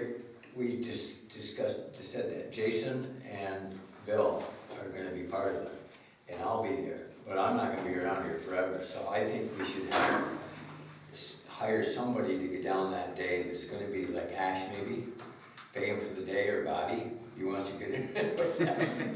No, because we gotta tear it down and put it back up, and every time you do that, it's gonna be $8,000. If you hire them. If we hire it out, so I'm gonna train, when they come, we're gonna train the beautification crew to do it, but, I mean, they'll be gone, I think we need 2 or 3 people involved in this. It needs to be town employees. Well, I mean, I'll go, but I mean, Yeah, but that was the whole reason too, why we were gonna train Jason and Bill. right, I know they're not exactly happy about it, but I'm do sorry. you think we should have more? I think. Because, I one mean, if other Jason or person- Bill, I mean, this is a project, I mean, Yeah. we don't just take 2 guys down there. Yeah, three. You know, this is gonna be machine, and 2, I 3. think somebody from the highway should come down. We should have somebody to back up. I mean, if Jason's sick or, Sal had, when this first was talked about when they put it together in November, I know. Sal said he was gonna send somebody from highway down too, along with having Jason and Bill there. And of course, we know it never happened, but I'm under the impression that somebody from highway is gonna come down, because he's gonna be able to Well, move the is equipment. everybody in agreement? We should have At least 3. at least 3 or 4 people. Yeah. Well, that's what I was gonna ask, what kind of weight are we talking about? A lot, we gotta have. We need heavy we gotta equipment. You have to take, the glycol has to be taken out of everything. Yeah. I've got, Snug Harbor offered 250 gallon totes that they get antifreeze in. They can't send them back, we can get all we want. The only thing is picking them up and storing them. See, Well, whatever we gotta do, we got Yeah, that. well, we got the barrels right there. Okay. And last year, I'm just gonna take them up to the old shed and put them inside. But that's like a 5-6 hour job. Yeah. You So know, you don't do that in 10 minutes. I know. So this year, are they storing them? Are they taking No, them out and storing? when they come down, come up and break it down and get it all done and show us how to do it, they're gone unless we call them to come back and put it back up. So you drain this system down, and then you fold it, Hold up the mats. fold the mats up, and they fit together, do they plug in together? or Yeah. They do? They're like a T&G. Okay. But it's time, it's really. I think it was They stored, have can't to be be stored in stored. sunlight. Yeah. They have to be stored under cover. Right, Yeah, it cannot cannot be be in in sunlight. So you might need those pallets to move everything. Oh, yeah, we are. Yeah. That's So where do we store them? We haven't got anything yet. We talked about a Connex thing last year. We talked about tarp or something like that, but If they we don't, haven't really gotten it. well, this is another deal coming up on the highway, but if we don't tear the salt shed down, we can put them in there. Truck them all the way over there. But we gotta take them, it's gonna be, Yeah. it ain't going to my house. We've got that big garage Yeah, I know. that nobody's allowed into. That's beer 30, we don't. Yeah, I know, we don't but have that's somewhere allowed for that. It's either that or up at the old shed in the, that set of old 3 garages. If there's any room in those. No, there isn't. That's out, that's water they get. Oh, at the armory said? No, up at the old, No. the old village The shed, we police have those station. 3 garages Police connected there. Oh. That's coming down. The old police station is. Yeah. He's talking about on the hill right there, but Yeah. the old salt shed or whatever that thing was up there. The garage on the Well, you're other gonna side. extend it, were you gonna do the That's extension? what the salt shed, Oh, that's what I'm talking about. You're gonna do the extension. Okay, well, We can talk about that. we're not, Yeah, Parks we and gotta find a Rec, place too, to go, buildings, that's all. grounds, and yeah. That's a good one for your Tuesday meeting. Anything else for Laura? that was all I had. Okay, highway transfer station, David.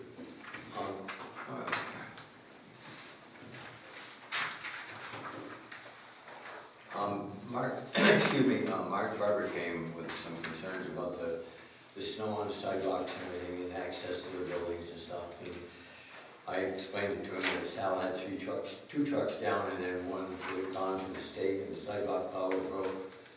And he had priorities. I think everybody who's here knows about that. But he had, the main roads and stuff to do, and so that was the reason for that. And hopefully, we don't have to deal with this again until next year. And the salt shed, the insurance company dropped our salt shed because it was falling down. And we rehabbed some of it. And the new salt shed, Becky, we got a hold of the guy, it's $250,000 for a new salt shed. And replace that one. So I had her call the insurance company and ask him to send the guy up. And I went up and looked at it, and it can be rehabbed. I was gonna take my sidekick with me, but he wasn't around. No, but, I mean, it can be, and he would agree with me. Yeah. The concrete is fine. We talked about that. It's just when they come in and they pick the bucket up, they hit the walls and they push it off in the top of the concrete. We gotta pull it back in and lag it down and then put some structural things in it. But we're gonna try to get the old shed fixed rather than. Less than 350,000. Less than 250,000. Much less, I think. Sounds like we can fix it, so. Good for you guys. Because I know that's been something that's been hanging out there for a while. Oh, man. I've been trying to figure out, I know you go back to. We fixed a lot of it, but Yeah. it's still bad. Good. That's a win for us right there. Anything else we got going on? We put some new signage at the landfill this week that they asked me to get. And Jim Dugan's people put them together in a sign shop up at the county for us outlining restrictions that have gone in place on recyclables. The thing that the sign is big, beautiful, red, and glows in the dark and everything else. So they've got it, and I was up there today, and they actually it's up in place now, so that was good to see. I know the one thing that they're having a problem with, Dave, is the C&D container on the west side as you face the building. Let's see, as you're going in, you face the building, be the one on the west side, the left one. It's up too high, and a number of guys who come in there, especially with dump trailers, can't dump to it because it's up too high. So I don't know what's causing up the Is C&D. it always been that way? Or did they plow it down? I don't know. I How asked many that years question. has it gone down? We just have Sal go and put some, Yeah, so you got a lip like this, and they can't get over the lip, and Billy has made the ramp as deep as he wants to make it, he's like, okay. afraid to flip over. They're trailers, some of them, so just something to take a look at, have Sal take a look at and see what we need to do. I'm hoping they can just straighten down, take the container out, straighten it down, and put the container back, and she'll be down for a five of those causing it. It doesn't, I do believe the roll-off containers are bigger than the ones that was actually built for. and that could very well be, We bid it out, and they are bigger than what they were actually built for, so we knew that going into this when we accepted the bid for the 40-yard roll-offs instead of the 30 yards or something. Yeah. It didn't have 30. Yeah. now he may be able to build, he's using dirt for the ramp, he may be able to put an asphalt ramp. Yeah, I think that Or needs to a get concrete ramp and make it look better, but Bill doesn't safer. want to make it any steeper. And I understand that, so anyhow, I told him I'd bring it up. Anything else on highway? No, they got the door on, nobody cares about that. I will tell you this, under highway, I had a discussion with Jim Dugan. Jim Dugan, if you don't know, is the superintendent of highways for the county, public works. He's a public works manager.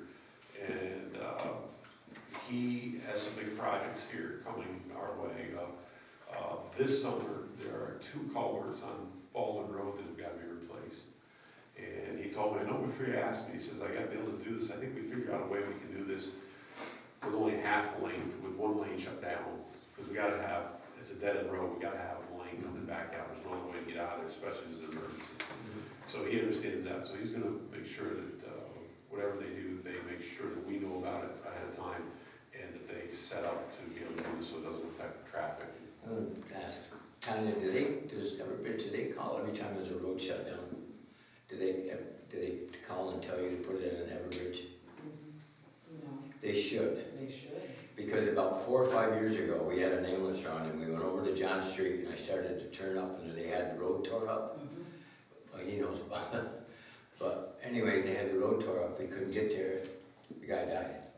It was a cardiac arrest. And by the time we backed up, went way around, up through and come back down the other way. Sal had been pretty good about telling me the paving jobs, so I can imagine when they decided.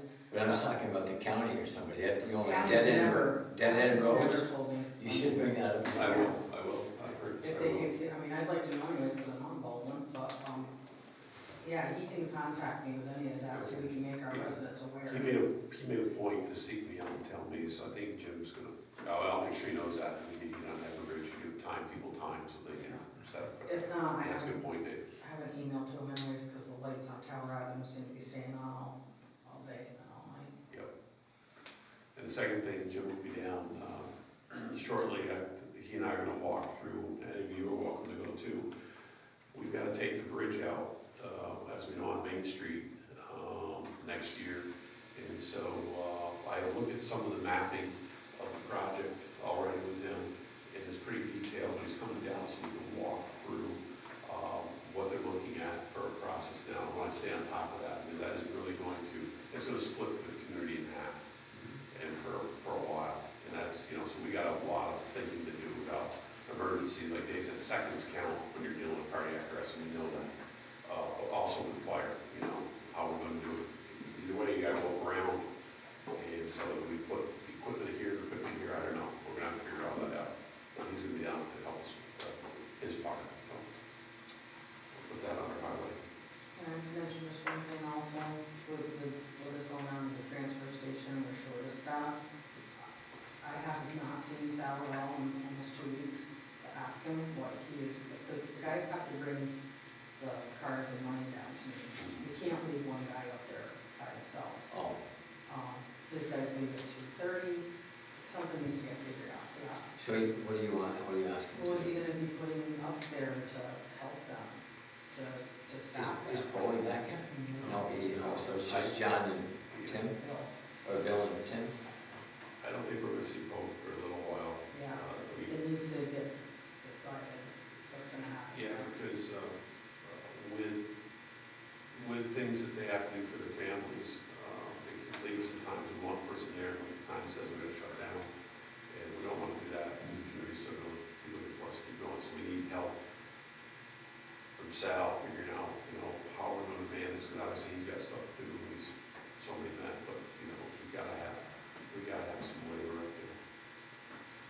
too, I've been up there, they're working hard. So, And the summer is just gonna, you know, how long this is gonna last, but I think it's gonna be a little bit. And the summer's gonna get crazy. we talked about it. He's back today.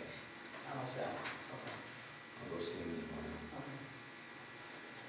Anything else for highway transfer station? Take time to bring it up. Municipal facility evaluation, how did that do? Yeah, we met on Monday, February 23rd, brought the committee up to where we were at this point. The courts had given us 3 different floor plans, so I want everybody to see that.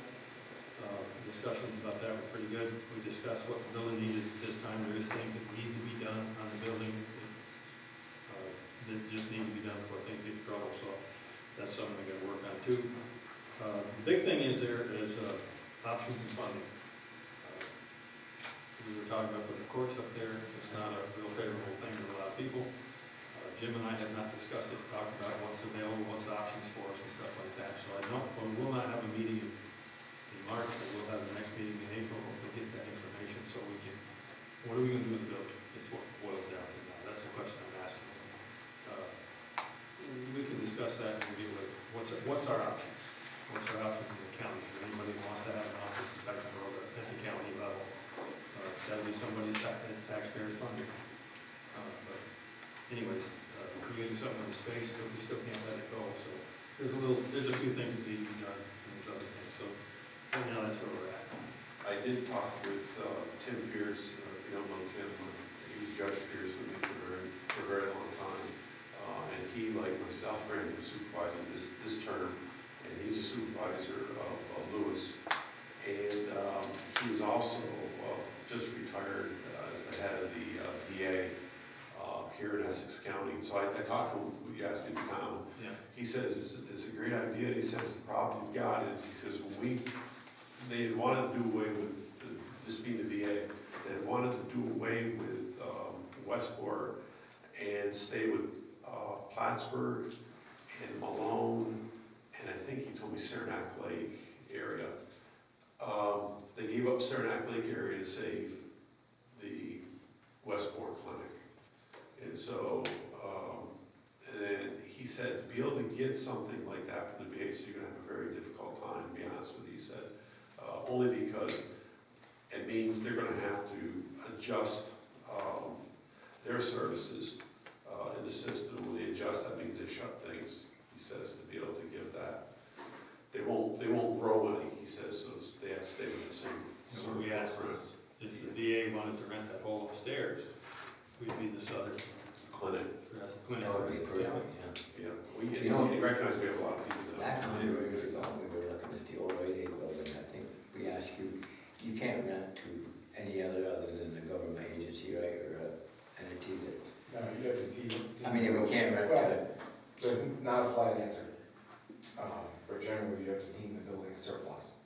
And when you rent it out, that's got different. well, I don't guess we want to rent it to anything other than like DMV or Office of the That Aging. makes it much easier, Yeah, much easier to do that. Yeah. so that's where we're at. I mean, if we could get the VA to come in there, I think that would have been kudos for the town, community, the whole bit, you know, all southern Essex County, plus Washington County, Warren County, I mean.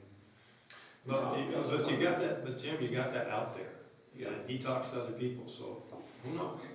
Well, I haven't approached the board of supervisors either, you know, to find out, but, you know, we had talked about like, you know, moving the motor vehicle from here into the position. They, you know, and they may very well, Chelsea may want to do something like that because it'd be a much nicer facility for her, easy for her people to know. That's a possibility, but also I can raise it to the complete board, you know, on the floor and say, you know, we have this space available, if anybody knows, if anybody wants to, Yeah. you know, to. If we can get, you know, if we can lease 3 or 4 parts of it, and still build the center part to be where this meeting would go. It wouldn't be here. It would be Yes. up there, That's what at I the want to very see. least, Yeah, that's what I want to see. you know. So, but food for thought, need more Okay. information for the board. Thank you, Tom. Yep. Public safety, David. Minister of Tax in the back, which is, I got 2 resolutions. To accept the resignation of the dog control officer, Robert Budrick, effective March 11th, 2026. So, Second. Any discussion? Favor? I Aye. know you were used to doing that supervisor stuff. Yeah, you stuck me with it. You're doing fine. I won't stick in again. Keep going. Okay, You got one more, Dave. You got one more. resolution to advertise for dog control officer position, part-time, on-call, no benefits, annual salary, $8,889. I'll move it. Second. So, All in favor? all in favor, aye. Aye. Opposed? Carried. Good job. You good? You can't have anybody in that position more than three. Public Works, we had, most of the Public Works, we had, the notes should be notes here, but most of our discussion last month revolved around looking at our projects that we've got coming up, mainly our project with our leaders, and we had a discussion on developing a formal policy. We had talked about that and how the town's going to handle EDUs. Matt had said to us last month that, you know, we've taken it, you don't know what EDUs are, they're the measurement that we use, that we pay against for water. And in the case of a single residence, you pay 1 EDU. If you're a business, you pay most pay 2 EDUs, correct me if I'm wrong, Tanya. And then if you have like a rooming house that had, let's say 4 apartments in it, you would pay 4 EDUs, correct? Each water. Each water and sewer. And so we have been, every month, bouncing these up, bouncing these down. People have, been coming in and asking, appealing that, well, I've been using this and I don't think I should be paying on that because it's not being used and stuff, and so we make a decision. We're all over the place with it. What really was supposed to happen is once a year, we should make those changes. We can track them through the year, but we don't make the change until we get to a certain point in the year, and Matt, that is when after the assessment is set, assessment roll. Yeah, well, it's just more that the town, number one, has to obey the town law, but two, we've kind of fallen back into we're getting 4 or 5 of them every month. That seems to be a change. That's contrary to how you should be doing it, right? Right. This isn't, really what needs to happen is, and I thought it happened a couple of years ago actually, but the assessment role, when you guys have a spreadsheet that you're using for EDUs, that's an assessment role. You're using it for special district purposes. That thing needs to be gone through with a fine tooth comb. Somebody literally needs to go property to property, look at what the EDUs are and make sure that they're proper, right? I thought that happened, but now that we're getting these every few months, I think it did Right. happen, but there was a little bit of a lack of communication between one office and another office. So when we got a new employee, she started looking through some and found a lot of discrepancies still. yeah. And that's where they all came down. Now we have another new person. She's seeing some also, but there was definitely a lack of communication between codes and our water and sewer department. Yeah, so somehow internally, that's outside of Matt, that has to get figured out. Communication where somebody gets a building permit or whatever may happen, inspections or things like that, that it gets dealt with once a year. Because then when you hold your public hearings in the fall, it's based on that assessment role. Final. And then the example I used is, if somebody says, well, if that assessment date is, for example, July 1st, and on July 10th, my house burns down, I should be able to come in and get a reduction. That's not how it works, right? For tax purposes, for your assessed value for your property, March 1st is tax status date, right? So it's the status of the property on March 1st, the value as of the prior July 1st, we don't need to get into that, but if on March 2nd, your house burns down, you still pay taxes on the full assessed value. The assessor cannot change it just because your house burned down March And 2nd. you would pay until the next year. If by the next March 2nd, your house hasn't been repaired, Right. then it would be reduced to reflect the status of your property. But, and don't get me wrong, I'm not making the equitable argument of whether that's the right or wrong way, that's just the law. And it's not flexible. But it could go the other way too. It absolutely could. If on, if you complete your house on March 2nd, get your CO and can live in it, your assessment may not be 100% on March 1st. In theory, you should be pretty darn close, but it may not be 100%. You get the benefit of that for the next year, right? So or if you build a garage on your property, next year it's going to increase the value, not this year. So that same theory applies with the water and sewer assessment, right? It's set, and then it changes happen in the property, it's called the next year. There are provisions in the law for changing the assessed value mid-year. That's a whole different discussion. If it was wrong, if the assessment was wrong or something like that, not value, but if it was classified wrong or whatever it would be. So those provisions would always apply, but the constant, like reducing it a half or increasing it a half or increasing it one because we discovered this, the town just has to come up with a policy, get what it thinks is the clean EDU spreadsheet or assessment rules, technically what it is, use that, and then if things get caught, they get caught the next year. So that you're not doing this every year, or every month. Thank you. I have two resolutions to bring before the board.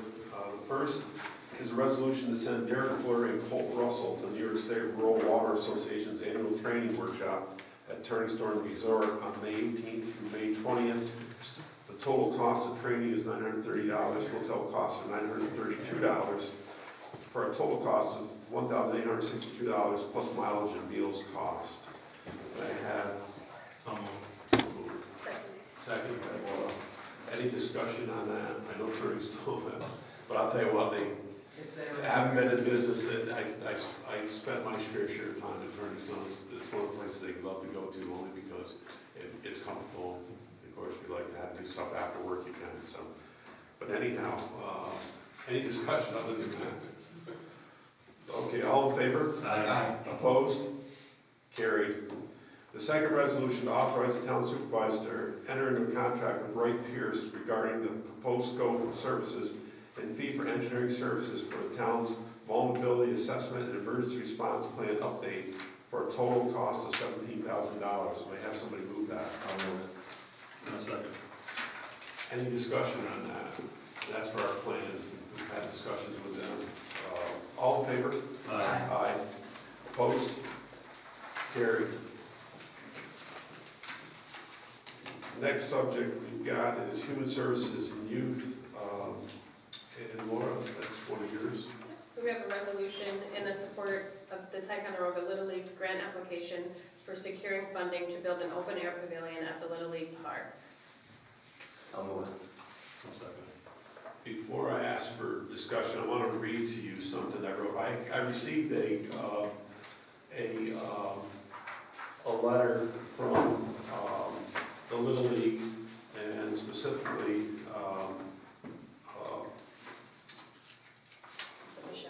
Marissa wrote to me, and anyhow, Marissa Fenny wrote to me.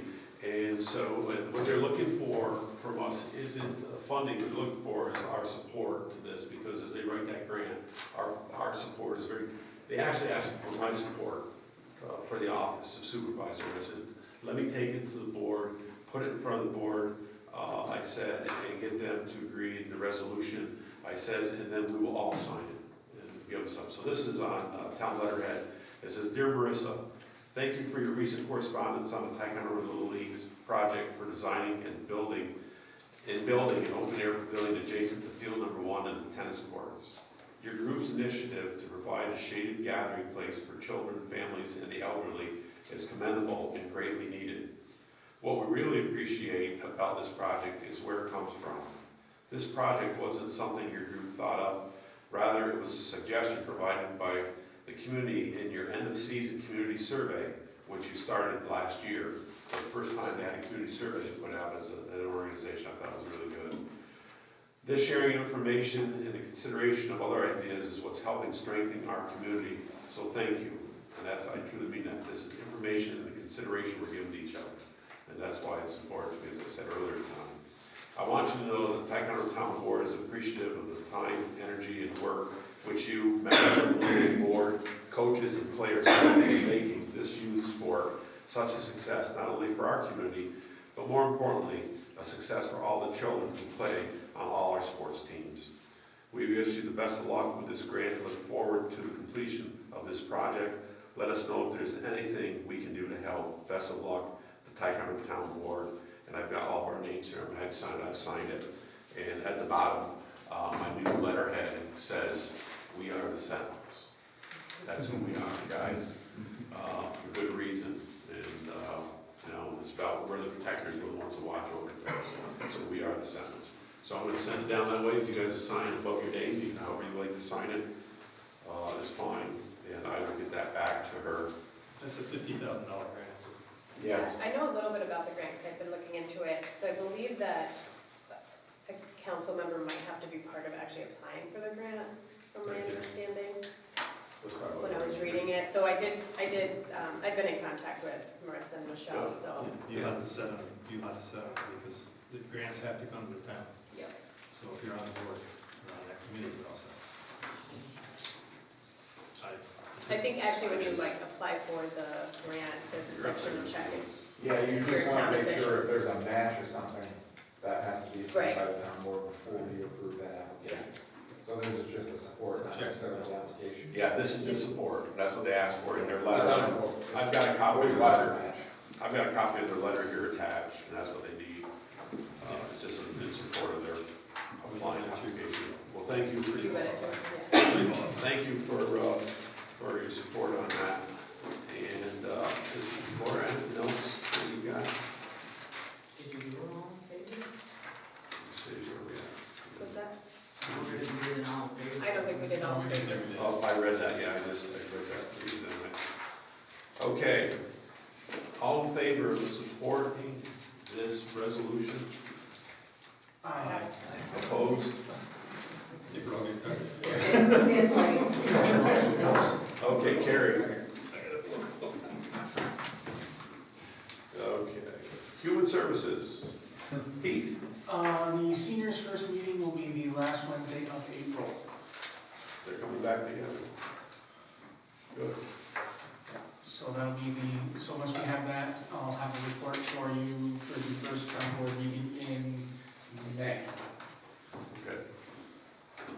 Good. That's a good bunch. It'd be good to see them back in the Army, enjoying. Oh, yeah. They seem to have a lot of fun together when I've been there before, so that's great. The You're seniors your own know, time. the seniors know how to have a very good time. Yeah, they seem to. Just don't channel pickleball, there's a couple of Oh, seniors. I've watched them. They're sharks of people. Maybe they're 90s, the boys. Human Services. That's our health insurance. Nothing new in the area of health insurance that I know of. So there's nothing to report here this month. Contract negotiations, I can report on that. Jeff Honeywell and I met with both the CSA bargaining units and their negotiator, Emily Pombreo. And I'm happy to advise that we have worked out final settlements with both the CSA groups, with the highway and with water and sewer. And we're waiting to see if they ratify the agreements. I know there's a vote coming in the highway department next week. And I'm not sure yet when the water department's going to have theirs. I tried to get hold of Eric to ask him that over the last couple of days, but they've been busy with breaks and stuff, so I had to have him on to bother him. But I'll find out here shortly. But they are coming up with ratification to see if they vote them in. So hopefully they do. We'll put this behind us for another 3 years. Any questions on that? Cable TV, there's nothing to report there. Yeah. What's that? That's unusual. Oh, yeah. With finance, I've got a resolution here. Actually got a few resolutions here to read off. I don't have a bunch of them. But the first resolution I have is to offer employment to Emma Manning, Luana Bell, and Tara Harrington as activity attendants at a rate of $16 per hour, no benefits. Can I have someone move? Second? Second. Any discussion on that? All in favor? Aye. Opposed? Carried. The next next resolution is authorizing the budget transfers. And do it, rough time, did I read each one of these off? I can't remember. You don't have to, I don't have to, just summarize them, that money's coming from contingency to yeah. pay the Yeah. discount. Yep. They discount on taxes, franchise fee adjustments, and credit card fees. And the fund, under budget general accounts, and increase the costs from contingency, the balance after transfer would be $78,849.83.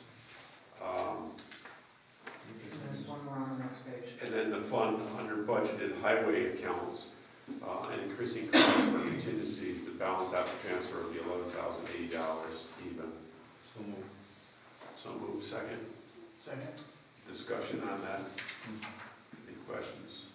All in favor? Aye. Aye. Opposed? Carried. The next resolution is authorizing the following budget adjustments.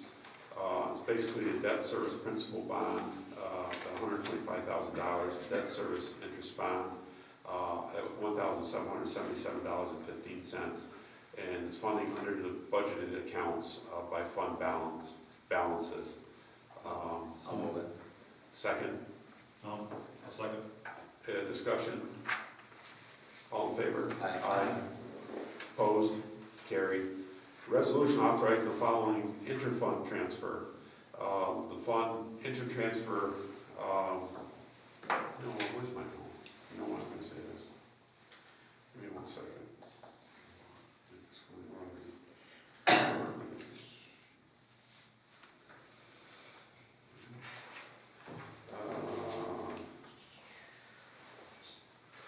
What do I got? I can't find my notes. Now my phone isn't working. This isn't good. Oh, there they are. There they are.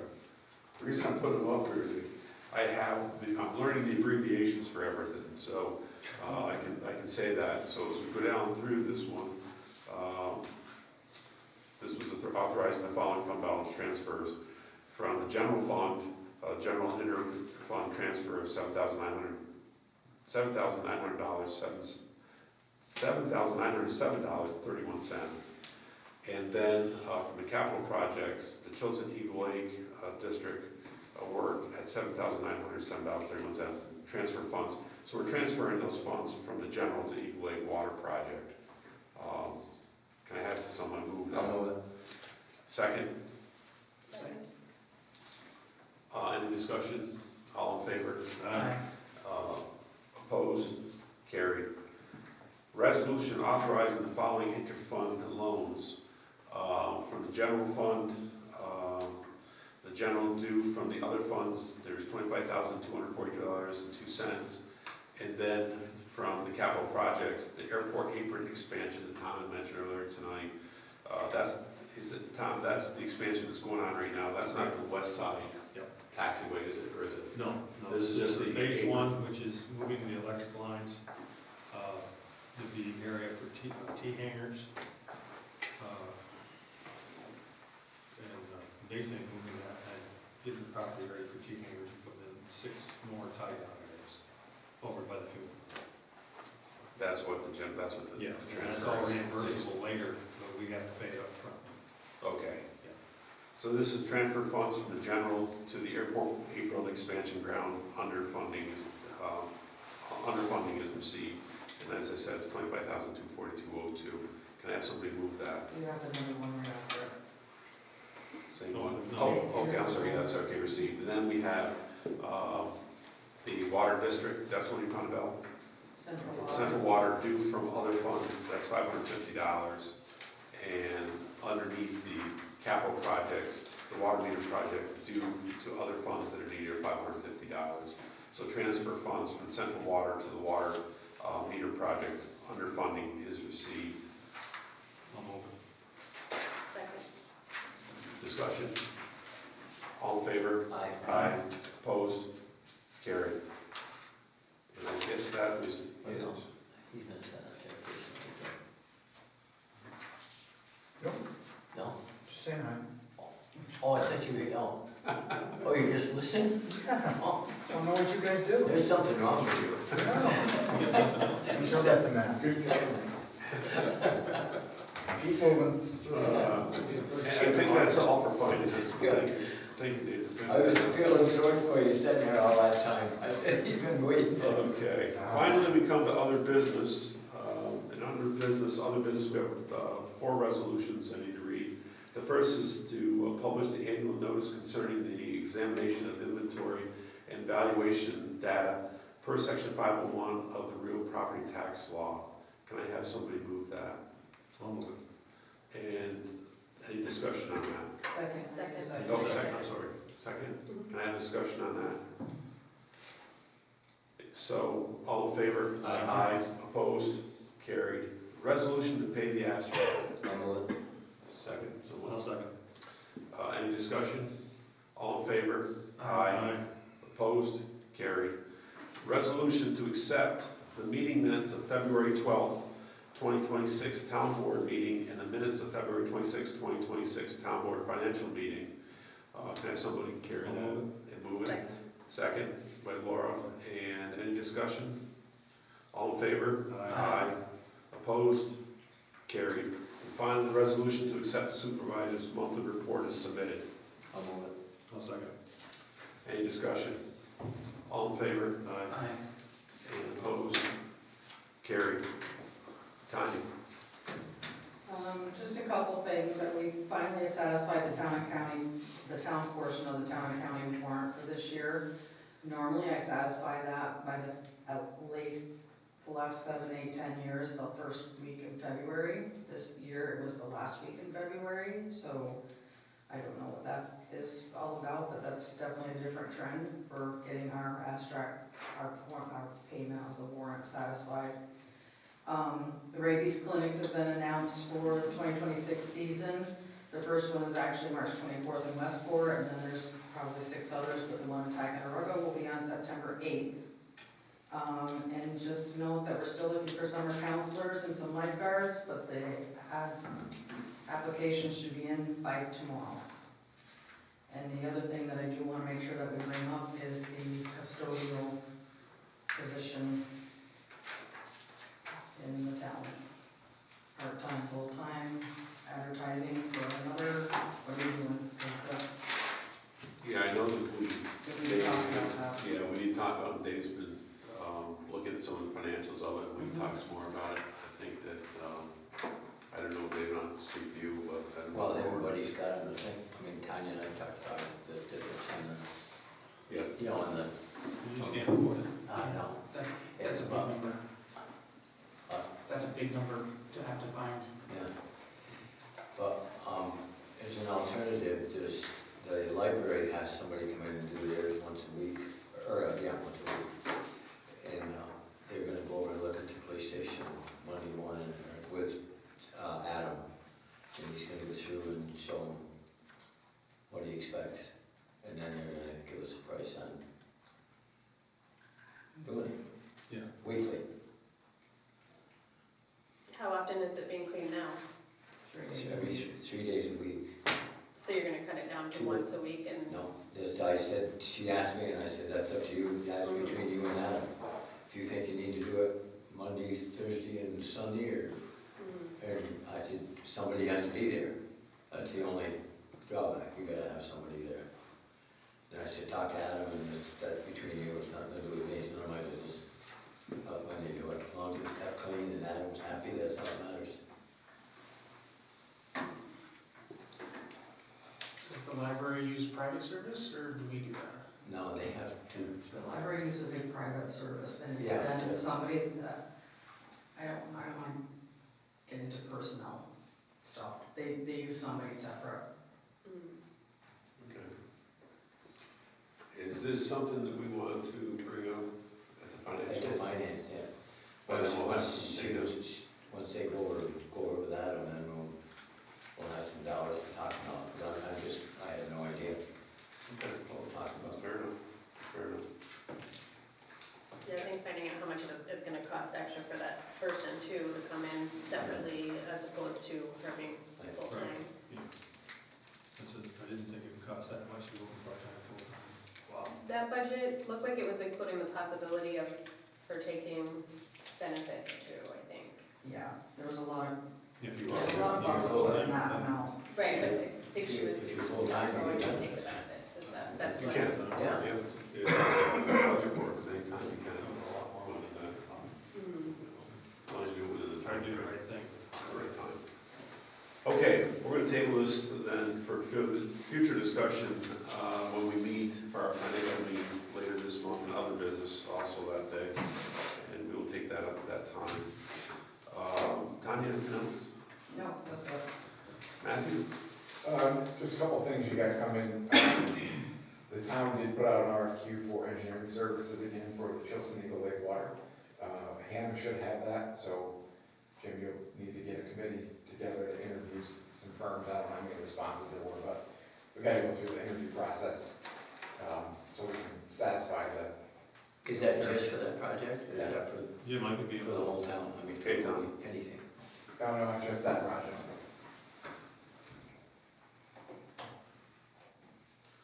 Okay. I'll check on that RFQ, see where they're at. Can we get Call everything him. that AES has done? They were due on Friday, so We we haven't have already. them. Yeah. They just haven't given us them to us yet. Maybe. They were due on Friday. Oh, the RFQs are, yeah. Yeah, they were due, and I just haven't heard anything from them. They haven't given me any results. Oh, okay. Because they went directly to the And then- county, they didn't come to They me. come to you. Okay. I'll call tomorrow and find out where that's at. Did the town ever resolve what it's doing with that court security guard? Well, funny you should bring that up. I've been helping the court with that also, and right now where we are is we're waiting on Jennifer Mascarenas on the personnel, the manager of personnel for the county. It's on the designation of, accepting the title of what they're gonna call it, So Jennifer's working with us. She doesn't think that DCJS, who had told us we couldn't use the word officer, it really has a bearing on us over what we're gonna call them. Right now, what we've done is we found that the sheriff actually has a retired corrections officer as a school resource officer, SRO. And that person is an SRO, school resource officer, and they're no different than what ours is, if ours is gonna work in a courtroom. And so, we talked to the sheriff about running our position through his books. And he said that'd be fine. The only thing is, he says, they have to accept the pay, what we pay the SROs. He said, and of course, they work 8-hour days, 5 days a week, the SROs. Ours is gonna work 4 hours here. Right. So anyhow, that's what's going on. I think that the court's feeling better. Berta today told me she feels better, that they're getting closer, but we're just waiting on Jennifer to tell us, okay, we're fine to go. I know they solicited you for some response, and you said, guys, I'm behind you right now, so, but that was fine. They're okay. But are they still waiting? I guess it was my question. They are waiting. They're waiting until they're cleared to go ahead and hire. And then we'll be probably just on our security guard initially. Yeah, okay. Initially, down the road, that may turn over once they have their pistol license and have gone through the proper training and have been properly equipped with their body armor, what they need, that they may move that direction, but that'll be down the road. That's a possibility, Okay. just like the SROs. Are equipped. That's what I can say. We're not ready. Anything else you got, Matt? We have a bunch of stuff going. All else is in the report. Everybody has it. Okay. Any further discussion by the board? Closing comments from the public? You all sat too quiet. She's gonna kill me if I say anything. She wants to. Well, thank you. If she don't, I will. I'm afraid of her. The rest of you guys, I'm not worried about her. Yeah. Well, you better worry about me. Okay. First, really, thank you for coming tonight. I truly appreciate the public when they come. It helps to gauge feelings on the subject matter, and that's important, as I've said earlier. So I won't be satisfied until I got to go up and see the Scott Nephew, the superintendent of schools, and tell him I need the auditorium. That's when I'll be satisfied. We got enough people coming to these meetings, and we're working together to solve problems together and get through the issues that this town is going through as it grows. So please don't stay tuned. You know, if you can't have questions, stop and see us. Let us know. If you see us on the street, stop us. I don't have any problems with that. And we'll be okay. If that's nothing else from the public, we don't have any executive session tonight for any issues. So is there anything else before this board, before I adjourn? If not, then I'm going to adjourn this board meeting. Thank you for all attending. Thank you for all for your time.